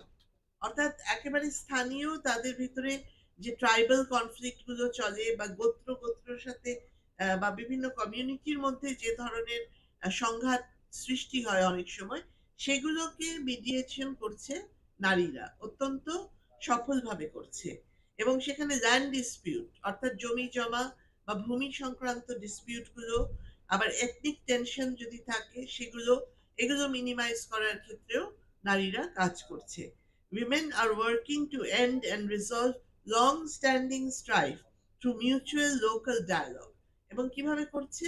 Mutual local dialogue arrange করা, প্ল্যাটফর্মের মধ্যে বসে সকল পক্ষকে নিয়ে লোকাল ডায়ালগের মাধ্যমে, কথাবার্তা আদান প্রদানের মাধ্যমে, আউটরিচিং অ্যাপ্রোচের মাধ্যমে তারা নারীরা খুবই সাকসেসফুলি তারা পিস বিল্ডিং, কনফ্লিক্ট রেজলিউশনে কার্যকর ভূমিকা রাখছে। এরকম বিশ্বের অনেক আফ্রিকান অনেক দেশের উদাহরণ আছে, বিশ্বের অনেক দেশের উদাহরণ আছে এবং আমরা জানি যে এই ট্রেটগুলো যে এই যে ডায়ালগ দিয়ে একটা সলিউশন বের করে আনা, নেগোসিয়েশনের মাধ্যমে একটা প্রবলেমকে রিজলভ করা, এগুলো কিন্তু একটা মহিলার কিন্তু এটা ইনহেরেন্ট সহজাত কিছু প্রবৃত্তি আছে একজন মায়ের, একজন মহিলার, একজন নারীর, যেটা মেল লিডারদের কাছে সেটাকে সেইভাবে পাওয়া যায় না এবং সেই কারণেই তারা পিস বিল্ডিং এ একজন নারীর মতন দক্ষতা হয়তো অনেক ক্ষেত্রেই দেখাতে পারেন না। কিন্তু আমার কথা হচ্ছে যে এই ট্রেট গুলো বা এই সহজাত যে প্রবৃত্তিগুলো একজন নারীর ভিতরে আছে, সেই জিনিসটাকে আমাদের আরো ট্রেনিং দিয়ে, আরো প্রশিক্ষণ দিয়ে সেটাকে আরো দক্ষতা যাতে তাদের বৃদ্ধি পায় সেই ব্যাপারটির প্রতিও আমাদের জোর দিতে হবে এবং আমি মনে করি যে ন্যাশনাল প্ল্যান অফ অ্যাকশনের একটা অংশ সেটা হওয়া উচিত যে women should also be trained professionally যে how they will take part in the peace building. একটা তো হচ্ছে ইনফর্মালি তারা যতটুকু জানে সেটুকু নিয়েই তারা চলে যাচ্ছে, আর আমরা এটাকে আরো পরিশীলিত কিভাবে করতে পারি সেই বিষয়টির জায়গাতেও আমাদের কাজ করার সুযোগ আছে। আর আরেকটা কথা এসছে যে প্রচারের জন্য মানে বাজেট, মানে আমি মনে করি যে ন্যাশনাল প্ল্যান অফ অ্যাকশন যদি গভর্নমেন্টের বাজেট থেকে আসে তাহলে সেখানে প্রচারের জন্য একটা আলাদা বাজেট থাকা উচিত, যার মাধ্যমে প্রত্যেকটা মিনিস্ট্রি যারা দায়িত্বপ্রাপ্ত ফোকাল মিনিস্ট্রি তারা বিভিন্ন জায়গায় এটা প্রচার করবে, কারণ এটার প্রচার অবশ্যই প্রয়োজন। আমি বলতেই পারি যে এখন পর্যন্ত তৃণমূল পর্যায়ে এই বিষয়টির ব্যাপারে তেমন কোনো মানে সবাই যেটা জানে মহিলারা সেটা না, বরং দুর্যোগ কবলিত যে ট্রেনিং গুলো আমাদের কমিউনিটি লেভেলে হয়েছে সেটা অনেক বেশি জানে। এবং এখন আমরা দুর্যোগে নিজেদেরকে কিভাবে সুরক্ষিত রাখতে হয় সেটাতে আমরা অনেক দক্ষতা অর্জন করেছি, যার কারণে আমাদের সেই ধরনের সাইক্লোন বা ওই রকম জলোচ্ছ্বাস বা ওই ধরনের কোনো পরিস্থিতিতে আমাদের প্রাণহানির সংখ্যা অনেক কম। এবং বিশেষ করে প্রধানমন্ত্রী শেখ হাসিনার সরকারের যে গৃহীত পদক্ষেপ, একটা কমিউনিটি লেভেল সচেতনতা তৈরি, সাইক্লোন শেল্টার গুলো তৈরি করা এবং সেই সাইক্লোন শেল্টারের মধ্যে মহিলাদের জন্য আলাদা ব্যবস্থা রাখা, এই ধরনের যে পদক্ষেপগুলো সেগুলো খুবই কার্যকর ভূমিকা রেখেছে। আর আরেকটা হচ্ছে যে বাস্তবায়নের ক্ষেত্রে এই ন্যাশনাল প্ল্যান অফ অ্যাকশনটা, এটাকে বাস্তবায়নের ক্ষেত্রে ইন্টিগ্রেটেড অ্যাপ্রোচ গ্রহণ করার কথা বলা হয়েছে। আমিও মনে করি যে হ্যাঁ, সকলের সমন্বিত একটা উদ্যোগ থাকতে হবে এবং এটা অবশ্যই ইন্টিগ্রেটেড অ্যাপ্রোচ হতে হবে। আর সবকিছুর মূলে যে কথাটা আমরা সবসময় বলি এবং যে কাজটা সবসময় করে আসা হচ্ছে সেটা হচ্ছে নারীর অর্থনৈতিক ক্ষমতায়ন। যখনই ইকোনমিক্যালি এম্পাওয়ার্ড হবে একজন নারী, যত বেশি আর্থিকভাবে সচ্ছল হবে, স্বাবলম্বী হবে, ততই তার সিদ্ধান্ত গ্রহণের জায়গায় এবং বিভিন্ন জায়গায় তার ভূমিকা রাখার সুযোগ তত বেশি হবে এবং প্রত্যেকটা জায়গায় তার অ্যাক্সেসও অনেক বেশি হবে। কাজেই নারীর শিক্ষা এবং অর্থনৈতিক ক্ষমতায়ন এটা সকল কিছুর মূলে সবসময়ই আন্ডারলাইং একটা শর্ত হিসেবে কাজ করে এবং সেই দিকগুলোতে আমাদের দেশে মাননীয় প্রধানমন্ত্রী শেখ হাসিনার নেতৃত্বে ব্যাপক কার্যক্রম বাস্তবায়িত হচ্ছে। সেটা সুফলও আমরা দেখতে পাচ্ছি। আজকে সারা বাংলাদেশে নারীদের যে দৃশ্যমান উপস্থিতি এবং ক্ষুদ্র মাঝারি উদ্যোক্তা থেকে বলেন, গার্মেন্টস সেক্টরে বলেন, অন্যান্য যে কোনো জায়গাতেই বলেন, তা হচ্ছে এই ধরনের গৃহীত যে পলিসি এবং নীতি এবং যে মেজার্স গুলো নেওয়া হচ্ছে, যে ইনেবলিং এনভায়রনমেন্ট, যে অনুকূল পরিবেশটা রয়েছে, সেই কারণেই এই অগ্রগতিগুলো করা সম্ভব হচ্ছে। আর জাতীয় সংসদের সদস্য হিসেবে অবশ্যই যে কোনো জায়গাতেই যদি আইন প্রণয়নের কোনো প্রয়োজনীয়তা থাকে বা কোনো আইনে কোনো পরিবর্তন আনার প্রয়োজনীয়তা থাকে, সেটা নিশ্চয়ই মাননীয় সংসদ সদস্যগণ তাদের স্টাডিতে সেগুলো নিশ্চয়ই তারা চিহ্নিত করতে পারবেন এবং সে ধরনের প্রস্তাব আনা এবং সেটাকে সমর্থন করার সুযোগ সবসময় জাতীয় সংসদে আছে। সে বিষয়টি নিয়েও আপনারা নিশ্চয়ই কাজ করবেন বলে আমি মনে করি, যেটা বাংলাদেশের নারীদের সার্বিক কল্যাণ এবং সমগ্র বিশ্বে ইন্টারন্যাশনাল লেভেলেও নারীর পরিপূর্ণ নিরাপত্তা বিধানের ক্ষেত্রে আমাদের যার যার অবস্থান থেকে আমরা কাজ করব, এটি আমাদের 1325 এই রেজলিউশনের প্রত্যয়। আপনাদের সকলকে অসংখ্য ধন্যবাদ। বাংলাদেশ চিরজীবী হোক। জয় Bangla.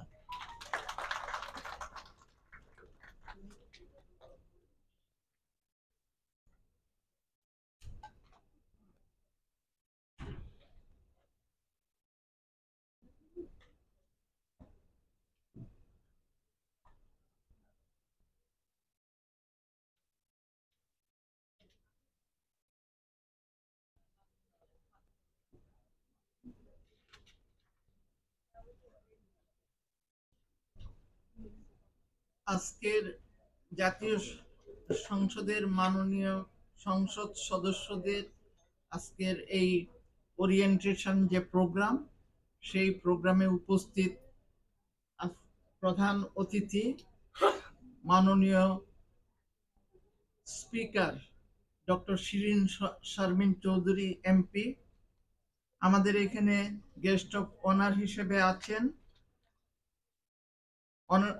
Mister Bradley Coates, miss Gitanjali Singh, his excellency mister Jeremy Bruer, এবং আমাদের এখানে আরো আছেন mister Toufiq Islam Shatil, NDC, director general UN wing, ministry of foreign affairs. উপস্থিত আছেন ডিআইজি পুলিশ আমিনা বেগম। এছাড়াও বিভিন্ন সংগঠনের যারা উপস্থিত আছেন, সাংবাদিক বৃন্দ উপস্থিত আছেন, সকলকে আমি ধন্যবাদ জানাচ্ছি। সকলকেই আমি এই অনুষ্ঠানে উপস্থিত থেকে এই অনুষ্ঠানকে সাফল্যমণ্ডিত করার জন্য আমি সকলকে কৃতজ্ঞতা প্রকাশ করছি এবং ধন্যবাদ জানাচ্ছি। আমি আরো ধন্যবাদ জানাতে চাই আমাদের ইউএন উইমেনকে, তাদের যে টিম যে সহায়তা করেছেন, এবং গীতাঞ্জলিকেও আমি ধন্যবাদ জানাতে চাই বিশেষ করে তানিয়াকে, এই বিএনপিএস এর টিমের সঙ্গে সব সময় থেকে এই বিভিন্ন কর্ম পরিকল্পনা থেকে শুরু করে সমস্ত কিছুতে সে সহযোগিতা করেছে, সেজন্য তানিয়াকে বিশেষভাবে ধন্যবাদ। এছাড়াও এই অনুষ্ঠানকে সাফল্যমণ্ডিত করার জন্য অনেকেই ভলান্টিয়ার হিসেবে কাজ করেছেন, বিভিন্ন সহযোগী সংগঠন, তাদেরকেও আমি ধন্যবাদ জানাতে চাই। যারা এখানে সাংবাদিক হিসেবে উপস্থিত থেকে আমাদের এই অনুষ্ঠানকে সারা দেশব্যাপী এই অনুষ্ঠানের খবরটা ছড়িয়ে দেওয়ার জন্য কাজ করবেন, তাদেরকেও আমরা ধন্যবাদ জানাতে চাই। যারা সিকিউরিটির দায়িত্বে আছেন, যারা প্রোটোকলের দায়িত্বে আছেন, তাদেরকেও আমরা ধন্যবাদ জানাতে চাই। এবং আমি কয়েকটি কথা বলেই আমি শেষ করব, কারণ অনেক আমরা শুরু করেছি দেরিতে, আমরা শেষ করতে চাই কারণ মাননীয় স্পিকারের অন্য প্রোগ্রাম আছে। আমাদের মাঝে উপস্থিত হওয়ার কথা ছিল Meher Afroz Chumki MP, chair parliamentary standing committee, ministry of women and children affairs. তিনি অসুস্থতার কারণে আসতে পারেন নাই, সেটা আপনাদেরকে জানিয়ে রাখা দরকার বলে মনে করছি। আমরা দুঃখিত যেহেতু, এবং আমরা তার দ্রুত আরোগ্য কামনা করছি।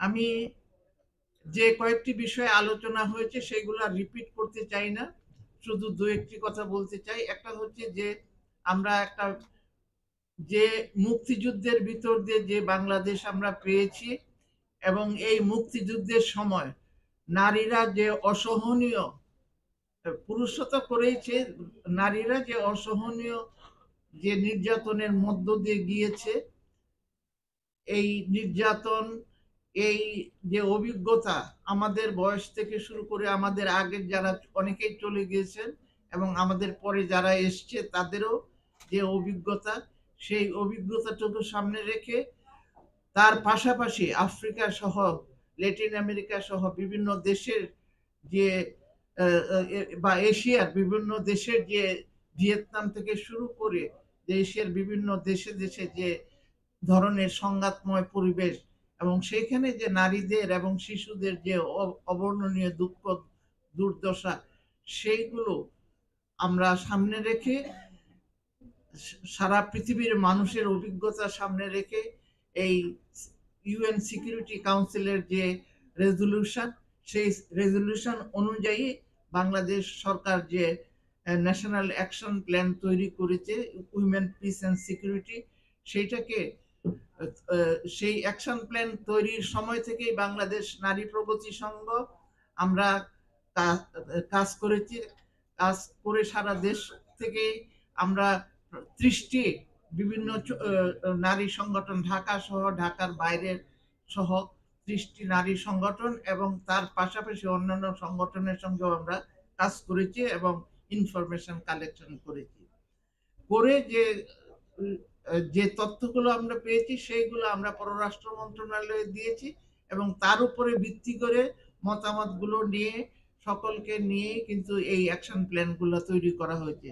সুতরাং এটা অত্যন্ত পার্টিসিপেটরি হয়েছে, তৈরি হয়েছে, এবং এই যে একটা রেজাল্ট আমরা পেয়েছি, এই রেজাল্টটা এখন বাস্তবায়ন করে, এই অ্যাকশন প্ল্যানটা বাস্তবায়ন করে এই সারা বাংলাদেশ সহ আমরা যদি এই কাজটা করতে পারি, তাহলে এটার একটা এই যে এতদিন আমরা কষ্ট করলাম, রিসোর্স ইনভেস্টমেন্ট, টাইম ইনভেস্টমেন্ট এবং সকলের যে চিন্তা ভাবনাগুলো একত্রিত করা হয়েছে, এইটার যদি বাস্তবায়ন হয় তাহলে আমাদের দেশের যে অগ্রগতি, সেই অগ্রগতিটাকে আরো ত্বরান্বিত করবে।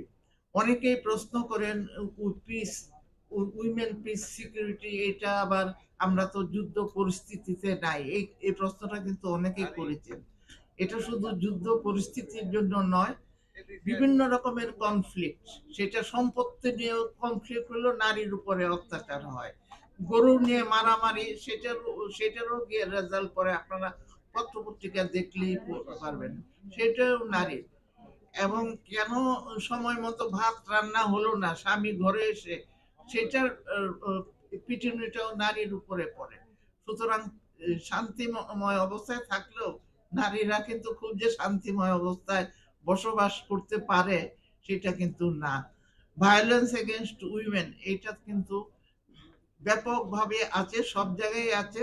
আমরা পত্রপত্রিকায় দেখি, আমরা বাস্তব জীবনে দেখি, প্রত্যেকেই দেখি।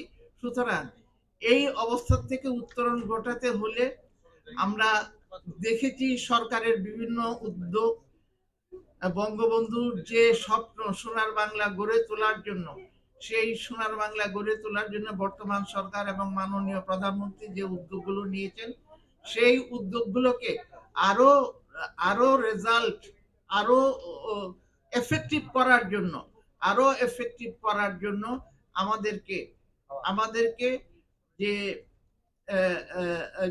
এই যে পরিকল্পনাটা, সেটা বাস্তবায়ন করার জন্য এমপিদের যে ভূমিকাটা, একটা হলো যে বাজেট পরিকল্পনা যখন হয় তখন আপনারা জাতীয় সংসদে যে বাজেট হয় তখন আপনারা ভূমিকা রাখবেন।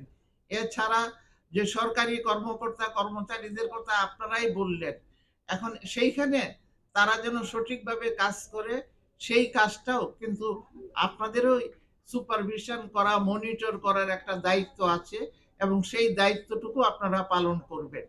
এছাড়া আমরা মনে করি, আমরা যারা বিভিন্ন সংগঠন আছি, ভলান্টারি অর্গানাইজেশন আছি, আমরা এই আপনাদের পাশাপাশি থেকে আপনারা কাজ করব, আগেও কাজ করেছি, এখনো করছি, ভবিষ্যতেও করব, আপনাদের কথার থেকে এটা বের হয়ে আসছে। সুতরাং সেই কাজগুলো আমরা করব। এছাড়াও আমাদের বিভিন্ন, আমরা জানি এই পৃথিবী গ্লোবালাইজড ওয়ার্ল্ড বা ভিলেজ বলা হয়, সেই ভিলেজে এক দেশে যদি যুদ্ধ হয় বা অশান্তি সৃষ্টি হয়, এটার ধাক্কা কিন্তু সারা পৃথিবীতে পড়ে। বর্তমানে যেটা আমরা দেখছি, রাশিয়া ইউক্রেন যুদ্ধ হোক, আর মায়ানমারের ভিতরে কনফ্লিক্ট হোক, মায়ানমারের যে অতিথিরা আপনাদের এখানে এসছেন, হ্যাঁ, তাদের দেশ থেকে বিচ্যুত হয়ে এখানে এসছেন, তাদের ধাক্কাও আমাদের সামলাতে হচ্ছে। সুতরাং কোনো একটা দেশে কোনো কনফ্লিক্ট হলে সেখান থেকে কিন্তু আমাদেরও কিন্তু এটার দায় এবং এটার কষ্টটা আমাদের ঘাড়ে এসেও চাপে, দায়িত্বটা আমাদের ঘাড়ে এসেও চাপে। সেই হিসাবে যে সমস্ত দেশ সম্পদে ধনী আছেন, তারা আমাদেরকে সহায়তা করছেন, আরো করবেন, এটা আমরা আশা করি। এবং এই ন্যাশনাল অ্যাকশন প্ল্যান বাস্তবায়ন করার জন্য আমরা আশা করি কানাডা এবং অস্ট্রেলিয়া এবং আরো সরকার যারা আছেন, ইউএন উইমেন তো অবশ্যই করবে, তাদের এই সাহায্য সহযোগিতা আমরা পাবো বলে আমরা মনে করি। আর এখানে যারা সাংবাদিক ভাই বোনরা উপস্থিত আছেন, তাদের একটা দায়িত্ব হলো যে আমরা যেমন যে সমস্ত ঘটনাগুলো ঘটবে, সেই ঘটনাগুলো বাস্তবভাবে তুলে ধরবো এবং তার পজিটিভ কি পদক্ষেপ গ্রহণ করা যায় এবং পজিটিভ কি পদক্ষেপ গ্রহণ করা হচ্ছে, সেইগুলোও যেন তুলে ধরা হয়। কারণ আমরা অনেক সময় দেখি শুধু নেগেটিভ নেগেটিভ নেগেটিভ, সেইগুলো হলে কিন্তু মানুষের মনোবল ভাঙে। হ্যাঁ, আর আরেকটা যে বিষয়টা, সেটা হলো আমাদের সচেতনতা সৃষ্টি করা সকল মানুষের মধ্যে। হ্যাঁ, আমরা অনেক সময় দেখি যে মানবাধিকার লঙ্ঘন শুধু কয়েকজন ব্যক্তির মানবাধিকার লঙ্ঘন না, ব্যাপকভাবে নারী সমাজ, দরিদ্র জনগোষ্ঠী, তাদের মানবাধিকার কিভাবে লঙ্ঘন হচ্ছে, সেই জিনিসগুলো কিন্তু আমাদের তুলে ধরা দরকার। হ্যাঁ, ব্যাপক জনগোষ্ঠীর যে মানবাধিকার সেটাকে কিন্তু আমরা খুব একটা হাইলাইট করি না। এক দুইজন ব্যক্তি বা গোষ্ঠীর মানবাধিকার লঙ্ঘন হলেই সেটা ধরি, সেটাকেও আমরা অবজ্ঞা বা উপেক্ষা করব না, কিন্তু সেটাও আমাদের আনতে হবে। তা না হলে কিন্তু কনফ্লিক্ট ভুল ইনফরমেশনের জন্য কিন্তু অনেক সময় কনফ্লিক্ট অবস্থা সৃষ্টি হয়। সোশ্যাল মিডিয়াতে ভুল ইনফরমেশনের জন্য কিন্তু কনফ্লিক্ট সৃষ্টি হয়। তারপরে ঘরে আগুন লাগানোর থেকে শুরু করে এই পাড়ায় পাড়ায়, বস্তিতে বস্তিতে, বাড়িতে বাড়িতে আগুন লাগানো এবং নারী ধর্ষণের ঘটনাগুলো ঘটে।